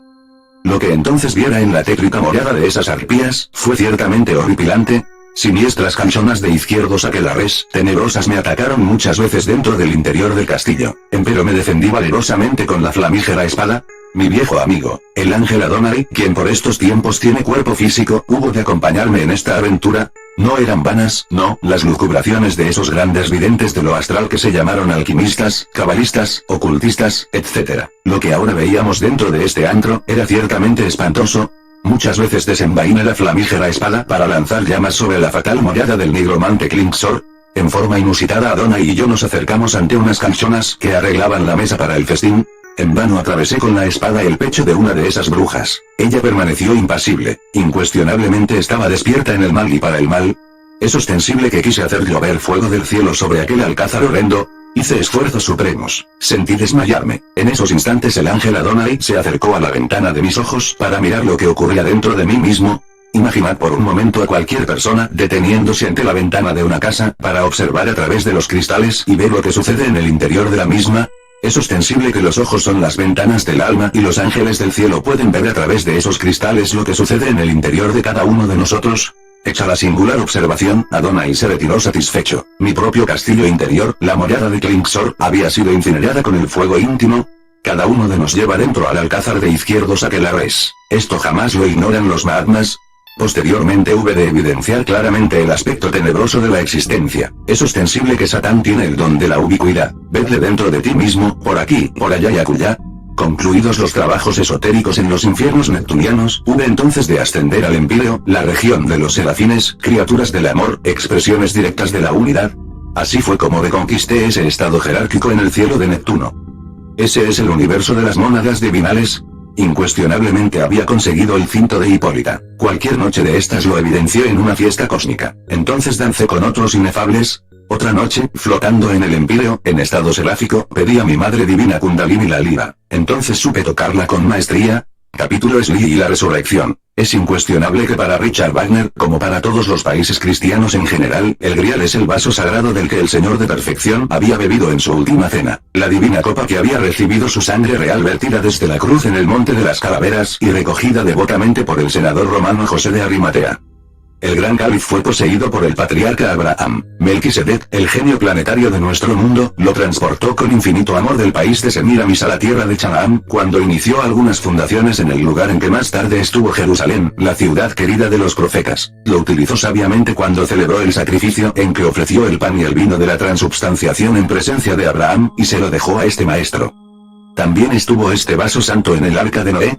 Se nos ha dicho que esta copa venerada fue llevada también a la tierra sagrada de los faraones, al país asoleado de Ken, y que Moisés, el jefe de los misterios judíos, el gran hierofante iluminado, la poseyó. Antiquísimas tradiciones milenarias que se pierden en la noche aterradora de todas las edades, dicen que este vaso mágico estaba hecho de una materia singular, compacta como la de una campana, y no parecía haber sido trabajada como los metales, más bien parecía producto de una especie de vegetación.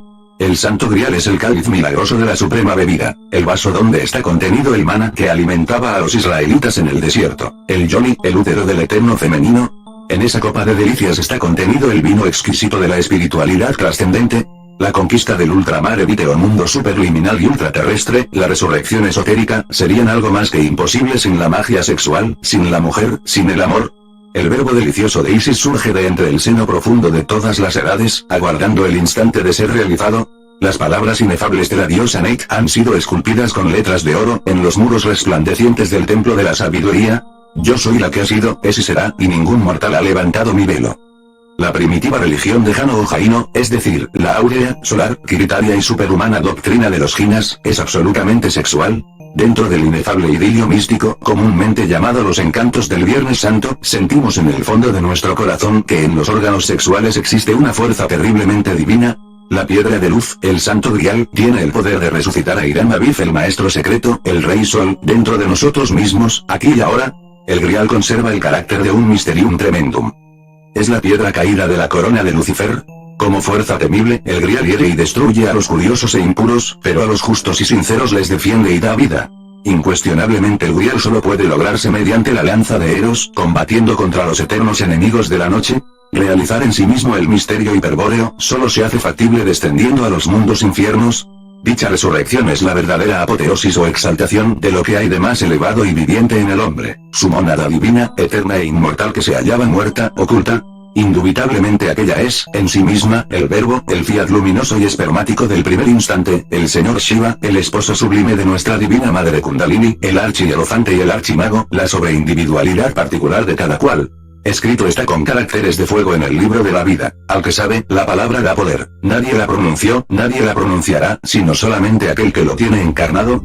Con la resurrección del maestro secreto en cada uno de nos, alcanzamos la perfección en la maestría. Entonces somos lavados de toda mancha y el pecado original es eliminado radicalmente. Yo trabajé intensivamente en la superoscuridad del silencio y el secreto augusto de los sabios. Yo me sumergí en los sacros misterios de Mina, las pavorosas tinieblas de un amor que es de la muerte hermano gemelo. Reconquisté mi lugar en el primer cielo, o de la luna, donde el Dante tuviera la visión de los bienaventurados y reconociese extático a Picarda Donati y a la emperatriz Constanza. Volví a mi lugar en el segundo cielo o de Mercurio, morada de los espíritus activos y benéficos. Retorné al tercer cielo o de Venus, región de los espíritus amantes, allí donde el Dante se ocupara de Roberto, el rey de Nápoles.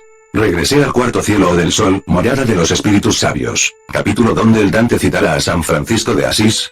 Reconquisté el quinto cielo o de Marte, región de los mártires de la fe, capítulo donde el Dante mencionara a Caccialina y sus mayores, la antigua y la nueva Florencia.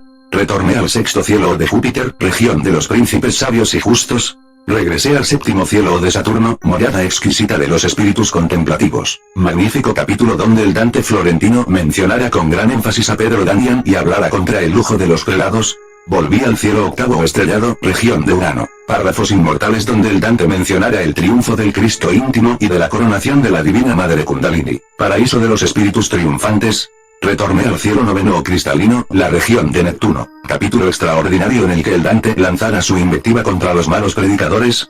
Posteriormente hube de comparecer ante el tercer logos, Shiva, mi real ser, mi propia sobreindividualidad, Samael en sí mismo. Entonces el bendito asumió una figura distinta, diferente a la mía, como si fuese una persona extraña. Tenía el aspecto de un caballero muy respetable. El venerable me pidió que hiciese un estudio filosófico en las líneas de su mano. La línea de Saturno en su omnipotente diestra me pareció muy recta, sorprendente, maravillosa. Sin embargo, en alguna parte me pareció interrumpida, dañada, quebrada. Señor, ¿usted ha tenido algunas luchas, sufrimientos? Está usted equivocado. Yo soy un hombre de mucha suerte, a mí siempre me va muy bien. Bueno, es que yo veo un pequeño daño en la línea de Saturno. Mira usted bien esa línea. ¿En qué edad ve ese daño? Señor, entre la edad de los 53 y los 61 tuvisteis una época dura. Ah. Eso es al principio. Pero después, ¿qué tal? 8 años se pasan muy rápido y luego, el triunfo que te aguarda. Concluido el estudio, el venerable se puso de pie y dijo: a mí me gustan estos estudios filosóficos pero esporádicamente. A mi esposa, Devi Kundalini, también le gustan y de pronto voy a traerla. Ah. Pero tengo que pagarle su trabajo. Aguárdeme usted aquí que yo volveré a pagarle. El bendito se alejó y yo quedé aguardándole. A lo lejos vi a 2 hijas mías, ahora personas mayores de edad, empero, parecían todavía pequeñas. Me preocupaban un poco y las llamé. Es indubitable que por aquella época de mi actual existencia yo tenía los consabidos 53 años de edad. En la mano del bendito había visto mi propio futuro. Evidentemente las 8 iniciaciones recibidas debían ser calificadas. Durísimo trabajo, 1 año para cada iniciación. Vivenciar ahora en 8 años todo el libro del patriarca Job. Pagar los diezmos de Neptuno antes de la resurrección. El libro de Job es una representación completa de la iniciación antigua y de los pueblos que precedían a la magna ceremonia.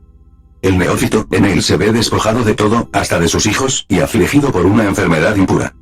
Su esposa le angustia burlándose de la confianza que él pone en un dios que así le trata, y sus 3 amigos Elipas, Bildad, Zopaz, le atormentan juzgándole un impío, seguramente merecedor de tal castigo. Job, entonces, clama por un campeón, un libertador, porque él sabe que Shiva, es eterno y va a redimirle de la esclavitud de la tierra, mediante la resurrección íntima, restaurando su piel. Job, por permisión divina, se ve atormentado, despojado, enfermo, bajo la cruel acción de esos seres malignos que Aristófanes llamó, las negras aves.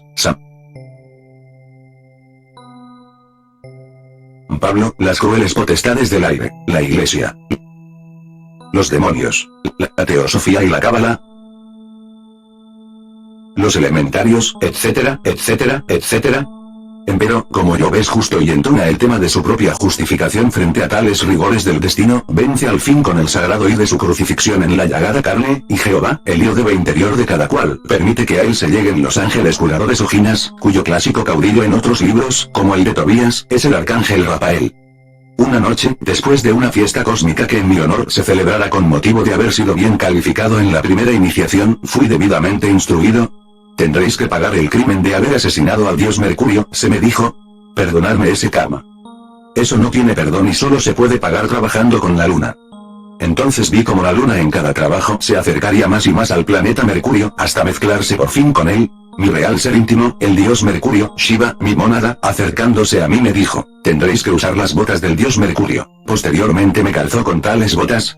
Sensacional, extraordinario fue para mí aquel instante en que el gran hierofante del templo me mostrara un campo de deporte. Mira. Me dijo, tú convertiste el templo de Mercurio en un campo de deportes. Ciertamente todos asesinamos a Irán, el dios Mercurio, nuestra mónada, cuando comimos de la fruta prohibida en el jardín del Edén. Por eso se nos advirtió, si comiereis de esa fruta moriréis. Posteriormente el camino se tornó espantosamente difícil y yo hube de sufrir.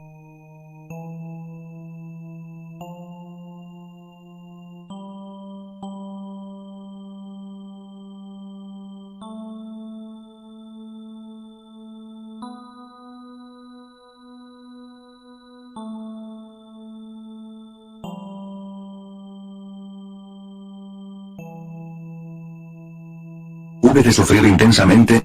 Es obvio que la senda del filo de la navaja es absolutamente sexual, ¿tú lo sabes? Hijo mío. Tienes que sufrir con paciencia las consecuencias de tus errores, exclamó mi madre divina Kundalini. Otra noche, llena de dolor, mi madre exclama con gran voz, diciendo: Hijo mío. ¿Tú me habéis cambiado allá en el mundo físico por otras mujeres? Eso fue en el pasado, madre mía, ahora no te estoy cambiando por nadie. Tú me habéis cambiado por otras mujeres. Pasado es pasado, lo que interesa es el presente. Yo vivo de instante en instante. ¿Hago mal en discutir contigo? Pasado, presente o futuro, tú eres el mismo. Tienes razón, madre mía. ¿Cómo negar, pues, que había convertido el templo de Mercurio en un campo de deporte? Y sucedió que habiéndome ido de vacaciones al puerto de Acapulco en las costas del Pacífico, México, hube de ser instruido sobre la estigmatización del cuerpo astral. Fuera del cuerpo físico, un monje santo, un ermitaño, trató de atravesar las plantas de mis manos con el propósito de estigmatizarme. En instantes en que aquel cenobita golpeaba el clavo para perforar mis manos, saltaban rayos divinos. En esos momentos oré a mi padre que está en secreto, solicitándole ayuda. La oración llegó al Señor. Es incuestionable que en la iniciación había recibido tales estigmas, pero en forma simbólica. En la montaña de la resurrección debía formarlos, hacerlos en la forja de los cíclopes. El anacoreta me condujo hasta la iglesia gnóstica. Shiva, mi mónada divina, anduvo junto. Dentro del templo vi a un religioso andrógino, vestido con la túnica purpúrea, junto a la pila del bautismo. Es muy fuerte y responde muy bien, pero le falta cumplir mejor con el sacramento de la iglesia de Roma, amor, dijo el Mahatma dirigiéndose a mi mónada. Desde entonces comprendí la necesidad de refinar aún más la energía creadora. Así fue como hice del Maituna una forma de oración. La inserción del falo vertical dentro del útero formal hace cruz. Incuestionablemente los 5 estigmas crísticos en el cuerpo astral se forman con la Santa Cruz. No es posible la resurrección sin haber previamente formado los estigmas del adorable en el cuerpo astral. Así formé yo mismo mis estigmas, así los han formado los místicos de todos los tiempos. INR primero. Ignis natura renovatur integram. El fuego renueva incesantemente la naturaleza. Tercera montaña. Capítulo Sliff platicando en México. Lunes 12 de junio, año 1972, 10º año de Acuario. Bueno, Joaco familiar diminutivo de Joaquín, hoy vamos hacia el centro de la ciudad. ¿A qué, maestro? El sábado de la semana pasada sacamos la correspondencia que había en el correo. ¿Qué podría haber ahora? De todos modos yo necesito ir al centro. Tengo en mi poder un cheque y debo cambiarlo. No se trata de una gran suma, pero sí me sirve para comer. Así evitaré gastarme lo poco que tengo ya reunido para el pago del alquiler de la casa. Además, debo meter en el correo muchas cartas. Me gusta tener la correspondencia al día. Momentos después, Joaquín Amortegui B., misionero gnóstico internacional y gran paladín de esta tremenda cruzada por la nueva era del Aquarius, y mi insignificante persona que vale algo menos que la ceniza de un cigarrillo, nos dirigíamos hacia el centro de la Ciudad de México. No está de más decir, sin mucha prosopopeya, que a mí me gusta conducir mi propio vehículo. Así, pues, muy contentos nos deslizábamos veloces en el carruaje por la calzada de Tlalpan, hacia la Plaza de la Constitución, el Zócalo, como decimos los mexicanos. Esta es la era del automóvil, mi estimado Joaco, mas te confieso francamente y sin ambajes, que si hubiese de elegir vida en un mundo con una técnica como esta, o en otro con una edad de piedra, pero eso sí, totalmente espiritual, yo preferiría la segunda, incuestionablemente, aunque en vez de automóvil hubiese de viajar a pie o en burro. Oh, yo también digo lo mismo. Viajo ahora por sacrificio, por amor a la humanidad, por enseñar la doctrina, pero prefiero moverme en los burros y caballos de antes. No me agrada nada el humo de estas grandes ciudades, ni esta vida mecanicista. Así, platicando, Joaco y yo, a lo largo de una calzada que parecía más bien un río de acero y cemento, llegamos al Zócalo, dimos la vuelta a este último, pasamos a un lado de la Catedral Metropolitana y luego nos metimos por la Avenida 5 de Mayo en busca de un estacionamiento. Instantes después penetrábamos dentro de un gran edificio. ¿Quiere usted que le lavemos su carro? No. No. No. Este es tiempo de lluvias. ¿Para qué? ¿Le enceramos su automóvil, señor? No, muchacho, no. Dejad que primero le lleve a la hojalatería y puntura. Conclusión, salimos de aquel edificio rumbo al correo después de haber dejado estacionado el coche. En el correo central tuve ciertamente una grata sorpresa al recibir un ejemplar de la sexta edición del Matrimonio Perfecto. Me lo remitió de Cúcuta, Colombia, Suramérica, el misionero gnóstico internacional Efraín Villegas Quintero. Recibí también algunas cartas, metí en el correo aquellas que traía de casa y luego nos dirigimos hacia una casa de cambios. El cambista aquel, con la conciencia profundamente dormida, estaba demasiado ocupado en su oficio. Yo lo vi con dos bocinas, una en su diestra y la otra en su siniestra. Ostensiblemente atendía simultáneamente a dos teléfonos y hasta se daba el lujo de platicar a intervalos con un tercer cliente que estaba ante el mostrador del negocio. Obviamente aquel pobre humanoide intelectual de psiquis subjetiva se hallaba no solamente identificado con todo, sino además, tremendamente fascinado, y soñaba de lo lindo. Parlaba ese homúnculo racional sobre valores, cotizaciones, monedas, oro, enormes sumas, cheques, riquezas, etcétera, etcétera, etcétera. Afortunadamente no fue necesario aguardar mucho tiempo, su secretario me atendió diligentemente. Instantes después salíamos de ese lugar con algunos dineros en la bolsa. No eran muchos, pero sí lo suficientes como para la comida de unos cuantos días más. Caminando otra vez por la famosa avenida 5 de Mayo, sentí la necesidad de invitar a Joaco a tomar un pequeño refrigerio. Aunque es de poco comer, por consideración a mí no declinó la invitación.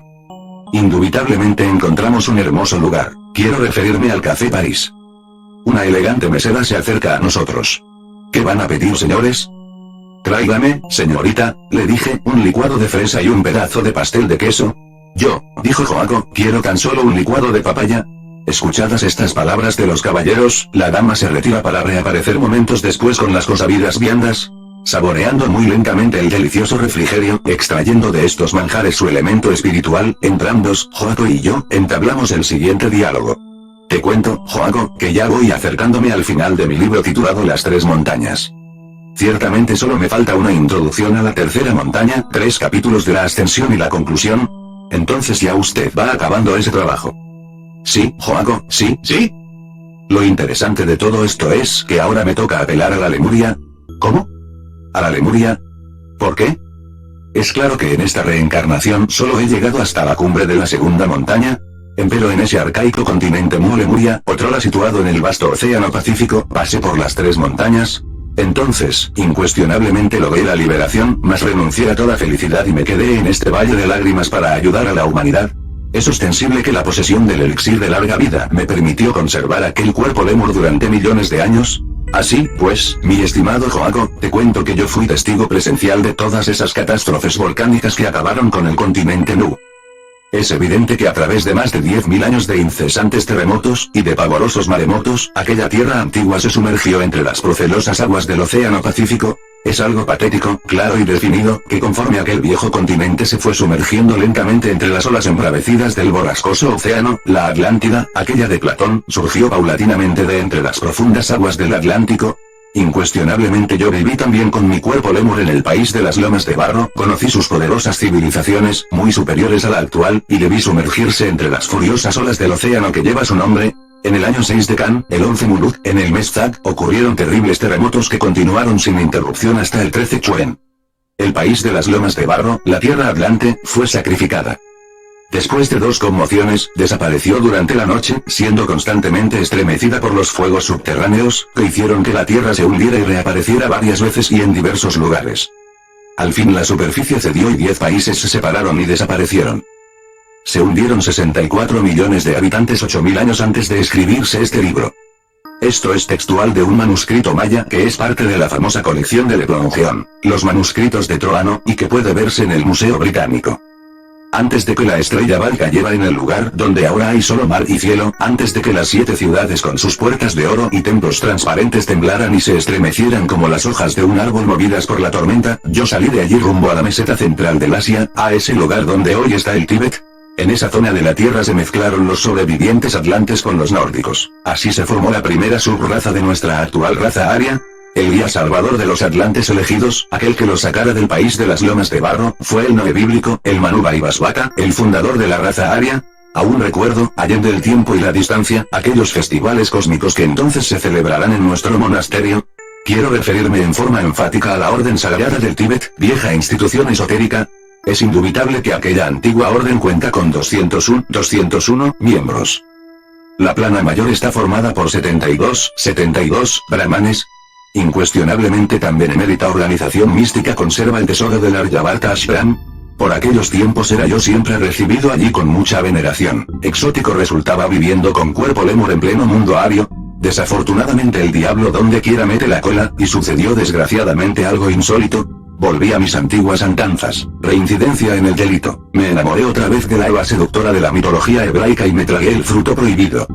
Resultado, la gran ley me quitó tan precioso vehículo y de vida en vida, quedé como judío errante sobre la faz de la tierra. Ahora sí, maestro, me siento más pequeño que una hormiga, como nada, no comprendo. Si usted disolvió el ego, el mí mismo, ¿quién podría ser el tentador? ¿En qué forma se cayó? Oh. Joaco. En nombre de la verdad quiero que tú sepas que cuando el yo se disuelve, queda en su lugar la mente. Indubitablemente esta fue la causa causarum de mi caída. Esto es algo inusitado, no entiendo. Cosas pasionales. Me enamoré, incurrí en el mismo error del conde Zanori. Eso es todo. Tal doncella de misteriosos encantos, para mí estaba prohibida. Empero, debo decir que rendido caí a los pies de la fémina deliciosa. Mi divina madre Kundalini me llevó posteriormente al interior de una caverna, en la profundidad de la montaña, y entonces vi lluvias, lágrimas y torrentes de agua turbia, amarguras y lodo, miseria, etcétera, etcétera, etcétera. Ve del porvenir que os aguarda. Exclamó mi madre. Inútiles fueron mis súplicas, no merecía el perdón, era un reincidente en el delito. Al fin la vi encerrarse dentro del chakra muladhara en el hueso coxígeo, y entonces ay de mí. Guay. ¿Había cometido el mismo error que en el arcaico continente Mu motivara la caída angélica? Es incuestionable que antes de ingresar a los misterios lemúricos, ya había incurrido en el mismo delito. La alegoría del bíblico Adán, considerada aparte del árbol de la vida, significa claramente que aquella raza lemúrica, que acababa de separarse en sexos opuestos, abusó del sexo y se hundió en la región de la animalidad y bestialidad. El Zohar enseña que Matrometá, Shekinah, simbólicamente la esposa de Metratón, es el camino hacia el gran árbol de la vida, el árbol poderoso, y Shekinah es la gracia divina. No hay duda de que este árbol maravilloso llega al valle celestial, y se halla oculto entre las tres montañas. Desde estas tres montañas asciende el árbol a lo alto y luego vuelve a descender a lo bajo. El árbol del conocimiento del bien y del mal crece de las raíces del árbol de la vida. Los Dhyanis bodhisattvas reencarnados en lemúricos cuerpos se reproducían mediante el poder de Kriya Shakti, el poder de la voluntad y del yoga. Atributos de Shiva, el lingam negro embutido en el yoni. Incuestionablemente el archihierofante y archimago no derrama jamás el vaso de Hermes. Cuando los Dhyanis, entre los que estaba yo mismo, cometieron el crimen de derramar ese vidrio líquido flexible maleable de la alquimia, se alejaron de su mónada divina, asesinaron al dios Mercurio, cayeron en la generación animal. Estoy asombrado. ¿Por qué, Joaco? ¿Porque fui acaso el primero que cayera, o el último? H.P. Blavatsky dice en la doctrina secreta que Samael fue el primero en caer, mas esto es simbólico. Es ostensible que soy el Dhyani Bodhisattva del quinto de los 7, y por tal motivo se dice que Samael fue el primero en caer. Afortunadamente ya estoy de pie, a pesar de haber reincidido en el mismo delito. Cuán diferente fue el caso de muchos de esos otros Dhyanis caídos en la generación animal. Recordemos a Moloch, el gran homicida, ahora involucionando espantosamente en los mundos infiernos. Recordemos a Andramelech y a su hermano Asmodeo, dos tronos precipitados al Averno. Yo creía que después de la liberación toda caída sería imposible. Te equivocas, mi estimado Joaco. En el cosmos siempre existe el peligro de caer. Solo entrando en el inmanifestado Sat, el espacio abstracto absoluto, desaparece todo peligro. Concluida la plática de sobremesa, llamamos a la señorita que humildemente atendía a la mesa de los señores. ¿La cuenta, señorita? Sí, señores, ¿es tanto? ¿Aquí tiene también su propina? Muy queridos, salimos de ese suntuoso lugar en busca del carruaje. Ambulando otra vez bajo la luz del sol por esa famosa avenida 5 de Mayo, se me ocurrió decir. Lo grave, o Joaco. Es la abominable resurrección del ego animal, después de la caída. Incuestionablemente el mí mismo resucita como el ave fénix de entre sus propias cenizas. Ahora tú comprenderás profundamente y en forma íntegra, cuál es el motivo intrínseco por el cual todas las teogonías religiosas, enfatizan la idea de que los ángeles caídos se convirtieron en demonios. Ah. ¿Sí? Esto está muy claro. Momentos después nos deslizábamos veloces por la calzada de Tlalpan de regreso a casa. Como quiera que yo he subido y he bajado y he vuelto a subir, es obvio que poseo vasta experiencia en estas cuestiones de tipo esotérico. Oh, maestro. Usted tiene en ese sentido experiencia muy especial. Ciertamente, mi caro lector, yo no soy más que un mísero gusano del lodo de la tierra, un cualquiera que nada vale. Empero, como he recorrido el camino, puedo indicarlo con entera claridad y eso no es un delito. Concluiremos el presente capítulo con aquella frase de Goethe: toda teoría es gris y solo es verde el árbol de dorados frutos, que es la vida. Capítulo XLV. El 10º trabajo de Hércules. La 10ª hazaña de Hércules, el gran héroe solar, fue la conquista del rebaño de Gerión, matando a su poseedor, quien se le enfrentó, después de sus guardianes, los perros Ortros y Euritión. Este insólito suceso tuvo por escenario la isla de Eritia, la Roja, allende el océano, lo cual parece referirse a una isla del océano Atlántico habitada por seres gigantescos, personificados claramente por el mismo Tricípite Gerión, quien pereció bajo sus mortíferas flechas, después de su vaquero y del perro, abatido por su maza. La mitología comparada parangona el perro Bicípite Ortros, hermano de Cerbero, con Britra, el genio védico de la tempestad. En su viaje pasa Hércules de Europa al África, para luego atravesar el océano en la copa de oro, en el vaso sagrado, quien inteligentemente la utiliza en su viaje nocturno. Esto significa claramente que el sol esplendoroso tuvo que esperarle mientras no regresara, deteniéndose en su solsticio para bien del héroe. Indubitablemente el hombre Dios pasó con el ganado adquirido en la misma copa o santo grial, para luego regresar por el camino de la vieja Europa, en un viaje lleno de infinitas aventuras. Cuenta la leyenda de los siglos, que entonces el héroe solar levantó las columnas J y B de la masonería oculta sobre el estrecho de Gibraltar, probablemente en agradecimiento a los dioscuros, quienes lo hicieron salir victorioso en la empresa. De regreso a Micenas, las vacas fueron sacrificadas a Juno, para aplacar su enojo, por su hermano Euristeo. Tratándose de los misterios arcaicos, no está de más decir que estos se celebraron siempre en augustos templos señoriales. Cuando traspasé el umbral de aquel templo molemúrico, donde otrora fuese instruido en los misterios de la ascensión del Señor, con infinita humildad solicité del hierofante algunos servicios que me fueron concedidos. Es indubitable, y esto lo sabe todo iniciado, que toda exaltación va precedida siempre por una espantosa y terrible humillación. Claramente hemos aseverado en tono enfático, que a toda subida le antecede una bajada. La 10ª hazaña de Hércules, el héroe solar del esoterismo, se realiza en los mundos infiernos del planeta Plutón. Sentimientos dolorosos desgarraron mi alma cuando me vi sometido a la tortura del desprendimiento. Aquellas damas de augustos tiempos, a mí ligadas por la ley del karma, con el corazón destrozado me aguardaban en el averno. Todas esas beldades tentadoras, peligrosamente bellas se sentían con pleno derecho sobre mí.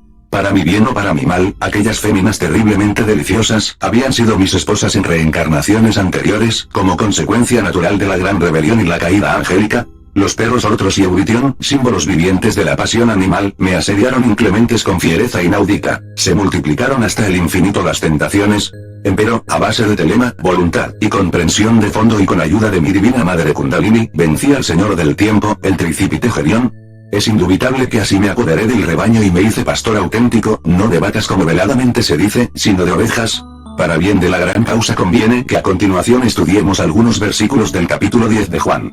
De cierto os digo, el que no entra por la puerta, el sexo, en el corral de las ovejas, mas sube por otra parte, predicando doctrinas diferentes que nada tienen que ver con la magia sexual blanca, el tal es ladrón y robador, se hurta las ovejas y se las lleva al abismo.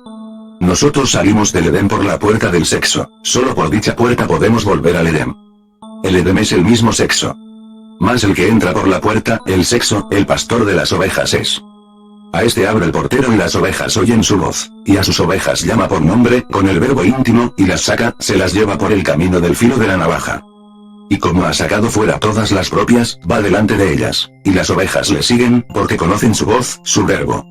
Mas al extraño no seguirán, antes huirán de él, porque no conocen la voz de los extraños, los falsos pastores no poseen el verbo. Esta parábola les dijo Jesús, cuyo significado es Salvador, mas ellos no entendieron qué era lo que les decía. Es evidente que tras de la letra que mata está el espíritu que vivifica. Volvióles, pues, Jesús, el Salvador íntimo, a decir: de cierto os digo, yo soy la puerta de las ovejas. No está el poder en el cerebro ni en ningún otro lugar del cuerpo, sino en el sexo. Con otras palabras aseveramos lo siguiente: el poder creador del logos se encuentra exclusivamente en el sexo. Es fácil ahora comprender por qué él es la puerta de las ovejas. Buscar escapatorias equivale a huir de la puerta del Edén. Todos los que antes de mí vinieron, porque no fueron iniciados en los misterios sexuales, ladrones son y robadores. Yo soy la puerta, el que por mí entraré, será salvo, no caerá en el abismo de perdición, y entrará, y saldrá, y hallará pastos. Rico alimento espiritual. Cristo, sin la serpiente sexual nada podría hacer. Es por este motivo que el segundo Logos, el Señor de perfección, el Logos íntimo de cada cual, desciende de su elevada esfera y se hace hijo de la divina madre Kundalini, la serpiente ígnea de nuestros mágicos poderes, por obra y gracia del tercer Logos. Los setianos adoraban la gran luz y decían que el sol en sus emanaciones forma nido en nosotros y constituye la serpiente. Es ostensible que aquella secta gnóstica tenía como objeto sagrado un cáliz, un yoni, el santo grial, en el cual tomaban el semen de Benjamín. Este último en sí mismo era una mezcla de vino y agua. Indubitablemente jamás faltaba sobre el altar de los nazarenos gnósticos, el símbolo sagrado de la serpiente sexual. La fuerza, el poder que acompañó a Moisés fue la serpiente sobre la vara que luego se convirtió en la vara misma. La serpiente fue ciertamente la que habló a las demás serpientes y la que tentó a Eva.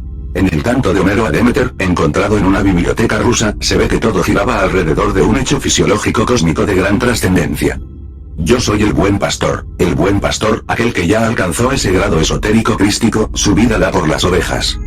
Más el asalariado, el esoterista tántrico que todavía no ha logrado la cristificación, y de quien no son propias las ovejas, ve al lobo que viene, y deja las ovejas y huye, y el lobo las arrebata, y esparce las ovejas. También tengo otras ovejas que no son de este redil, que están metidas en otras escuelas, aquellas también me conviene traer y oirán mi voz y habrá un rebaño y un pastor. Por eso me ama el Padre, porque yo pongo mi vida, para volverla a tomar. El Cristo íntimo cristaliza en nosotros y nos redime cuando somos dignos. Nadie me la quita, mas yo la pongo de mí mismo, como diciendo, cristalizo en mi humana persona cuando quiero. Tengo poder para ponerla, y tengo poder para volverla a tomar.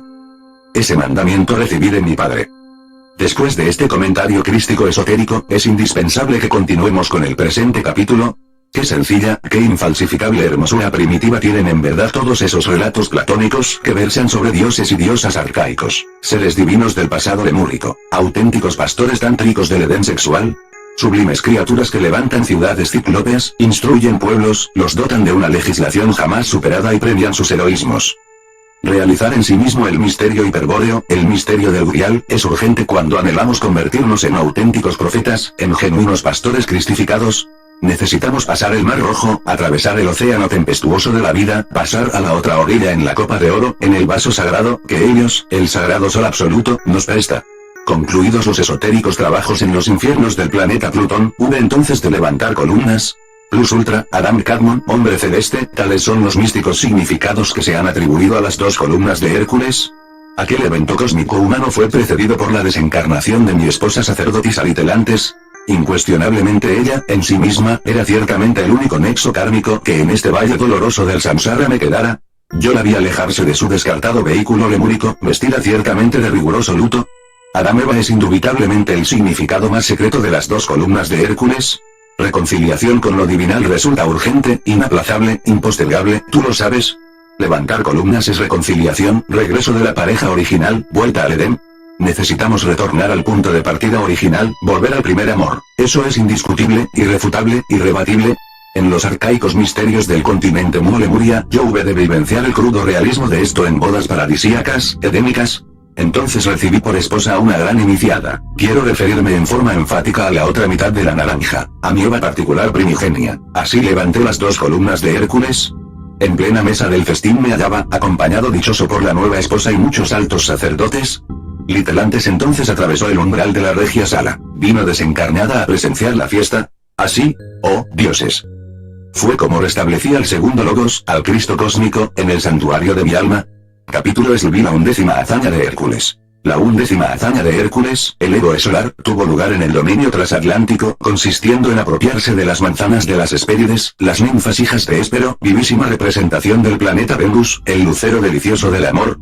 Desconociendo el camino, necesitaba primero adueñarse de Nereo, que todo lo sabe, y luego en África enfrentarse en una lucha cuerpo a cuerpo con el espantoso gigante Anteo, hijo de Poseidón. También se suele relacionar con este viaje, la liberación de Prometeo Lucifer, matando al águila que lo atormenta, así como la sustitución temporánea del famoso Atlas, cargando el mundo sobre sus espaldas titánicas, para conseguir su auxilio. Finalmente, las simbólicas manzanas de oro le son entregadas por las mismas Hespérides, matando previamente al dragón que las guardaba. Evidentemente, esta hazaña tiene estrecha relación con el relato bíblico de los frutos del árbol de la ciencia del bien y del mal, en el jardín edénico, en el que, sin embargo, el dragón está sustituido por una culebra, quien invita a recoger y probar esos frutos maravillosos, que Hércules después entrega a Atenea, la diosa de la sabiduría y su divina protectora. El descenso intrépido al viejo Tartarus del 11º planeta de nuestro sistema solar, se hizo urgente, inaplazable, impostergable, antes del ascenso al Padre, el primer Logos. Abrupto, quebrado y desigual camino descendente, me condujo fatalmente hasta las horrendas tinieblas de la ciudad de Dite. Mi neve, o mejor dijéramos mi guruji, maestro o guía, pacientemente me enseñó todos los peligros. Y fue ciertamente en esos horripilantes abismos del dolor, en aquel planeta que está más allá de la órbita de Plutón, donde encontré a Anteo, el gigante descomunal, más espantoso aún que el desmesurado Briareo. El Dante Florentino, en su Divina Comedia, exclama: «Oh, tú, que en el afortunado valle donde Escipión heredó tanta gloria, cuando Aníbal y los suyos volvieron las espaldas, recogiste 1000 leones por presa, y que, si hubieras asistido a la gran guerra de tus hermanos, aún hay quien crea que habrías asegurado la victoria a los hijos de la tierra. Si no lo llevas a mal, condúcenos al fondo en donde el frío endurece el cocido. No hagas que me dirija a ti con Tifeo, este que ves puede dar lo que aquí se desea, por tanto, inclínate y no tuerzas la boca. Todavía puede renovar tu fama en el mundo, pues vive, y espera gozar aún de larga vida, si la gracia no lo llama así antes de tiempo». Así le dijo el maestro, y el gigante, apresurándose a extender aquellas manos que tan rudamente oprimieron a Hércules, cogió a mi guía. Cuando Virgilio se sintió agarrar, me dijo: «Acércate para que yo te tome», y enseguida me abrazó de modo que los dos juntos formábamos un solo fardo. Como al mirar la corisenda por el lado a que está inclinada, cuando pasa una nube por encima de ella en sentido contrario, parece próxima a derrumbarse, tal me pareció Anteo cuando le vi inclinarse, y fue para mí tan terrible aquel momento, que habría querido ir por otro camino. Pero él nos condujo suavemente al fondo del abismo que devora a Lucifer y a Judas, y sin demora cesó su inclinación, volviendo a erguirse como el mástil de un navío. Esto es textual de la Divina Comedia. Anteo, alegórico personaje magista, representativo titán de las hordas tenebrosas abismales. Libradas muy cruentas batallas contra los demonios de la ciudad de Dite, hubo de ser libertado Lucifer Prometeo. Yo vi abrirse la acerrada puerta del horripilante calabozo, el guardián le cedió el paso. Escenas terribles de la oscura morada, casos insólitos, insospechados, lo que los moradores de la tierra ignoran. Lucifer es el guardián de la puerta de las llaves del santuario, para que no penetren en él sino los ungidos que poseen el secreto de Hermes. El Christos Lucifer de los gnósticos es el dios de la sabiduría bajo distintos nombres, el dios de nuestro planeta Tierra sin ninguna sombra de maldad, pues que es uno con el Logos platónico. Prometeo Lucifer es el ministro del Logos solar y señor de las 7 mansiones del Hades. Lucifer ciertamente es el espíritu de la iluminación espiritual de la humanidad y de la libertad de elección y, metafísicamente, la antorcha de la humanidad, el Logos en su aspecto superior, y el adversario en su aspecto inferior, el divino y encadenado Prometeo, la energía activa y centrífuga del universo, fuego, luz, vida, lucha, esfuerzo, conciencia, libertad, independencia, etcétera, etcétera, etcétera. A Lucifer están encomendadas la espada y la balanza de la justicia cósmica, pues que él es la norma del peso, la medida y el número.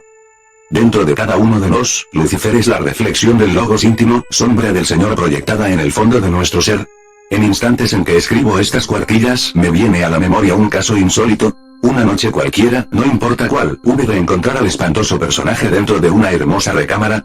Imponente, Prometeo Lucifer, sostenido sobre patas de bestia en vez de pies, me miraba amenazante. 2 espantosos cuernos lucían pavorosos en su frente siniestra, empero estaba vestido como elegante caballero. Acercándome a él serenamente le di algunas palmaditas en el hombro a tiempo que le decía: «Tú a mí no me espantas, te conozco muy bien, no habéis podido vencerme, estoy victorioso». El coloso se retiró y yo, sentándome en el mullido y perfumado lecho de caoba, aguardé un momento. Posteriormente penetró en la alcoba una fémina peligrosamente bella, desnuda se acostó en la cama. Casi desmayada de lujuria, la hermosa me envolvió en sus impúdicos brazos, invitándome a los placeres de la carne. Acostado junto a la bella le demostré mis poderes al diablo, me dominé a mí mismo. Después me levanté de la cama de placeres. La beldad aquella casi muerte de lubricidad, sintiéndose defraudada me contempló inútilmente. A continuación entró en la estancia un niño resplandeciente, radiante criatura terriblemente divina. El infante sublime, ricamente ataviado con hermosa túnica sacerdotal de un color negro muy especial, atravesó el exótico recinto. Yo le reconocí de inmediato y acercándome a él muy pedito, le dije: «Es inútil que continúes disfrazándote, te reconozco siempre, oh Lucifer, tú jamás puedes vencerme».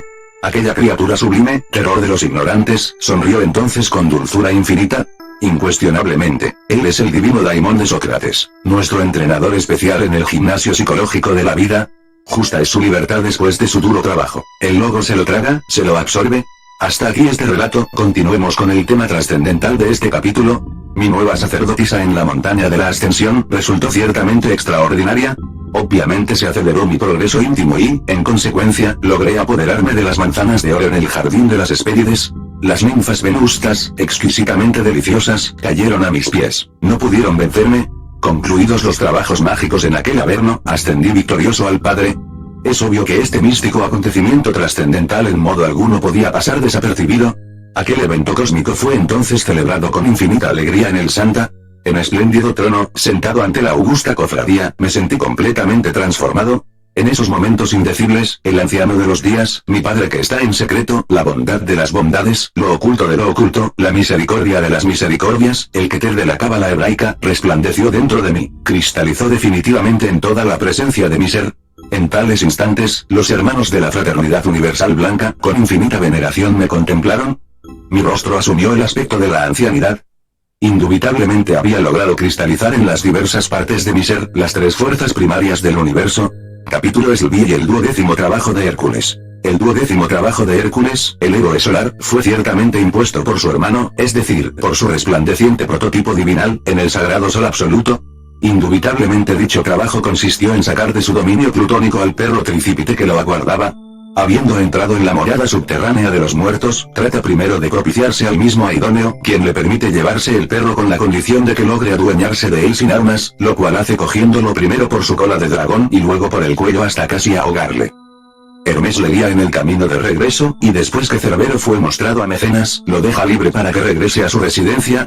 Incuestionablemente nuestro resplandeciente sistema solar de Oz tiene 12 planetas y esto viene a recordarnos a los 12 salvadores.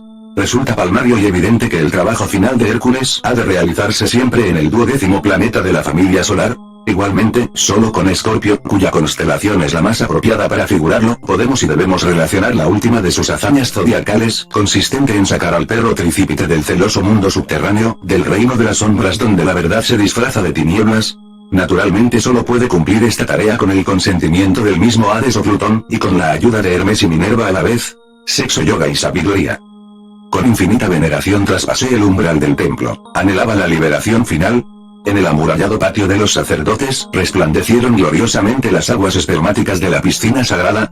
El iniciático lago de la representación de los misterios antiguos, eterno escenario de todo templo, no podía faltar allí. Lo que en aquel lemúrico Santa entonces pidiera, incuestionablemente me fue concedido. Se inició mi trabajo con el descenso al Tartarus en aquel planeta 12 de nuestro sistema solar. 3 féminas deliciosas, peligrosamente bellas, en vano apelaron a todos sus encantos irresistibles. Diablesas provocativas, lucharon hasta lo imposible, quisieron hacerme caer, mas yo supe dominarme a mí mismo. El signo zodiacal de Escorpio desató en mis órganos creadores todos sus ardores pasionales, empero gané todas las batallas contra mí mismo. El perro guía el instinto sexual, conduce siempre al caballero por el angosto camino que va de las tinieblas a la luz, de la muerte a la inmortalidad. El perro jala la caída de su amo, llevándole por el escarpado sendero hasta la meta. Posteriormente el can debe descansar, entonces viene la gran renunciación. En armoniosa concordancia rítmica con este evento cósmico sexual, deviene ineludible el supremo desprendimiento de todas las cosas materiales, y la eliminación radical del deseo de existir. La idea trascendental del hálito de las tinieblas, moviéndose sobre las aguas durmientes de la vida, que es la materia primordial con el espíritu latente en ella, nos invita a la reflexión. En todas las cosmogonías el agua Helen Seminis, desempeña el mismo papel importante, es la base y origen de la existencia material y el fundamento de toda auténtica autorrealización íntima.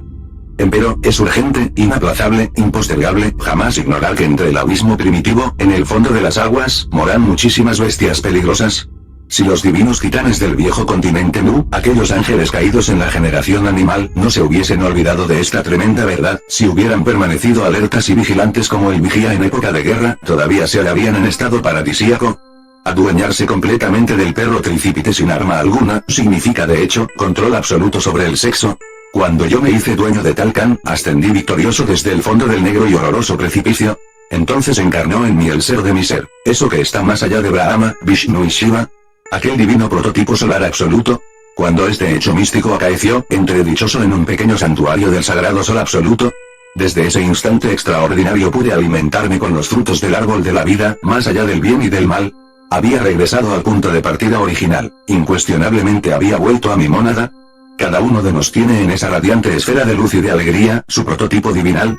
Los individuos sagrados que habitan el sol central, se preparan para entrar al espacio abstracto absoluto. Esto sucede siempre al final del Manvantara, día cósmico. Cada universo del espacio infinito posee su propio sol central y la suma total de tales soles espirituales, constituye el protocosmos. La emanación de nuestro omnimisericordioso y sagrado absoluto solar es aquello que HPB denomina el gran aliento, para sí mismo profundamente ignoto. Obviamente este principio activo omnipresente, aunque participe en la creación de los mundos, no se funde en los mismos, permanece independiente, omnipresente y omnipenetrante. Resulta fácil comprender que la emanación el absoluto solar se desdobla en las tres fuerzas primarias, Brahma, Vishnu, Shiva, con el evidente propósito de crear y volver nuevamente a crear. Cuando concluye cualquier manifestación cósmica, las tres fuerzas originales se integran para mezclarse o fusionarse con el incesante hálito, para sí mismo profundamente ignoto. Esto que sucede en lo macrocósmico se repite en el microcosmos hombre, tal fue mi caso particular. Así fue como pude volver al seno del sagrado absoluto solar. Empero, continué con el cuerpo físico Lemur, viviendo durante millones de años. Me convertí en una piedra más de la muralla guardiana. Esta muralla está formada por los maestros de compasión, aquellos que renunciaron a toda felicidad por amor a la humanidad. Paz inverencial. Samael Aún Weor. Rafael Ruiz Ochoa, apartado postal M, 7858 México DF. El señor Ruiz hará llegar su correspondencia al maestro. Visitas. Sin excepciones de ninguna clase. El autor de este libro no recibe visitantes. Si usted desea venir a México con el propósito de visitar al autor, cancele de inmediato su viaje. Si usted es misionero gnóstico y quiere venir a México con el anhelo de visitar al autor, absténgase de ese viaje porque el maestro no recibe visitas. La enseñanza está en los libros, estúdielos, practique la doctrina, eso es lo fundamental. Alabanzas. El autor de la presente obra rechaza categóricamente toda clase de alabanzas, lisonjas, adoraciones, elogios, etcétera, etcétera, etcétera. Toda carta portadora de tales despropósitos o se devolverá a su remitente o irá a parar al cesto de la basura.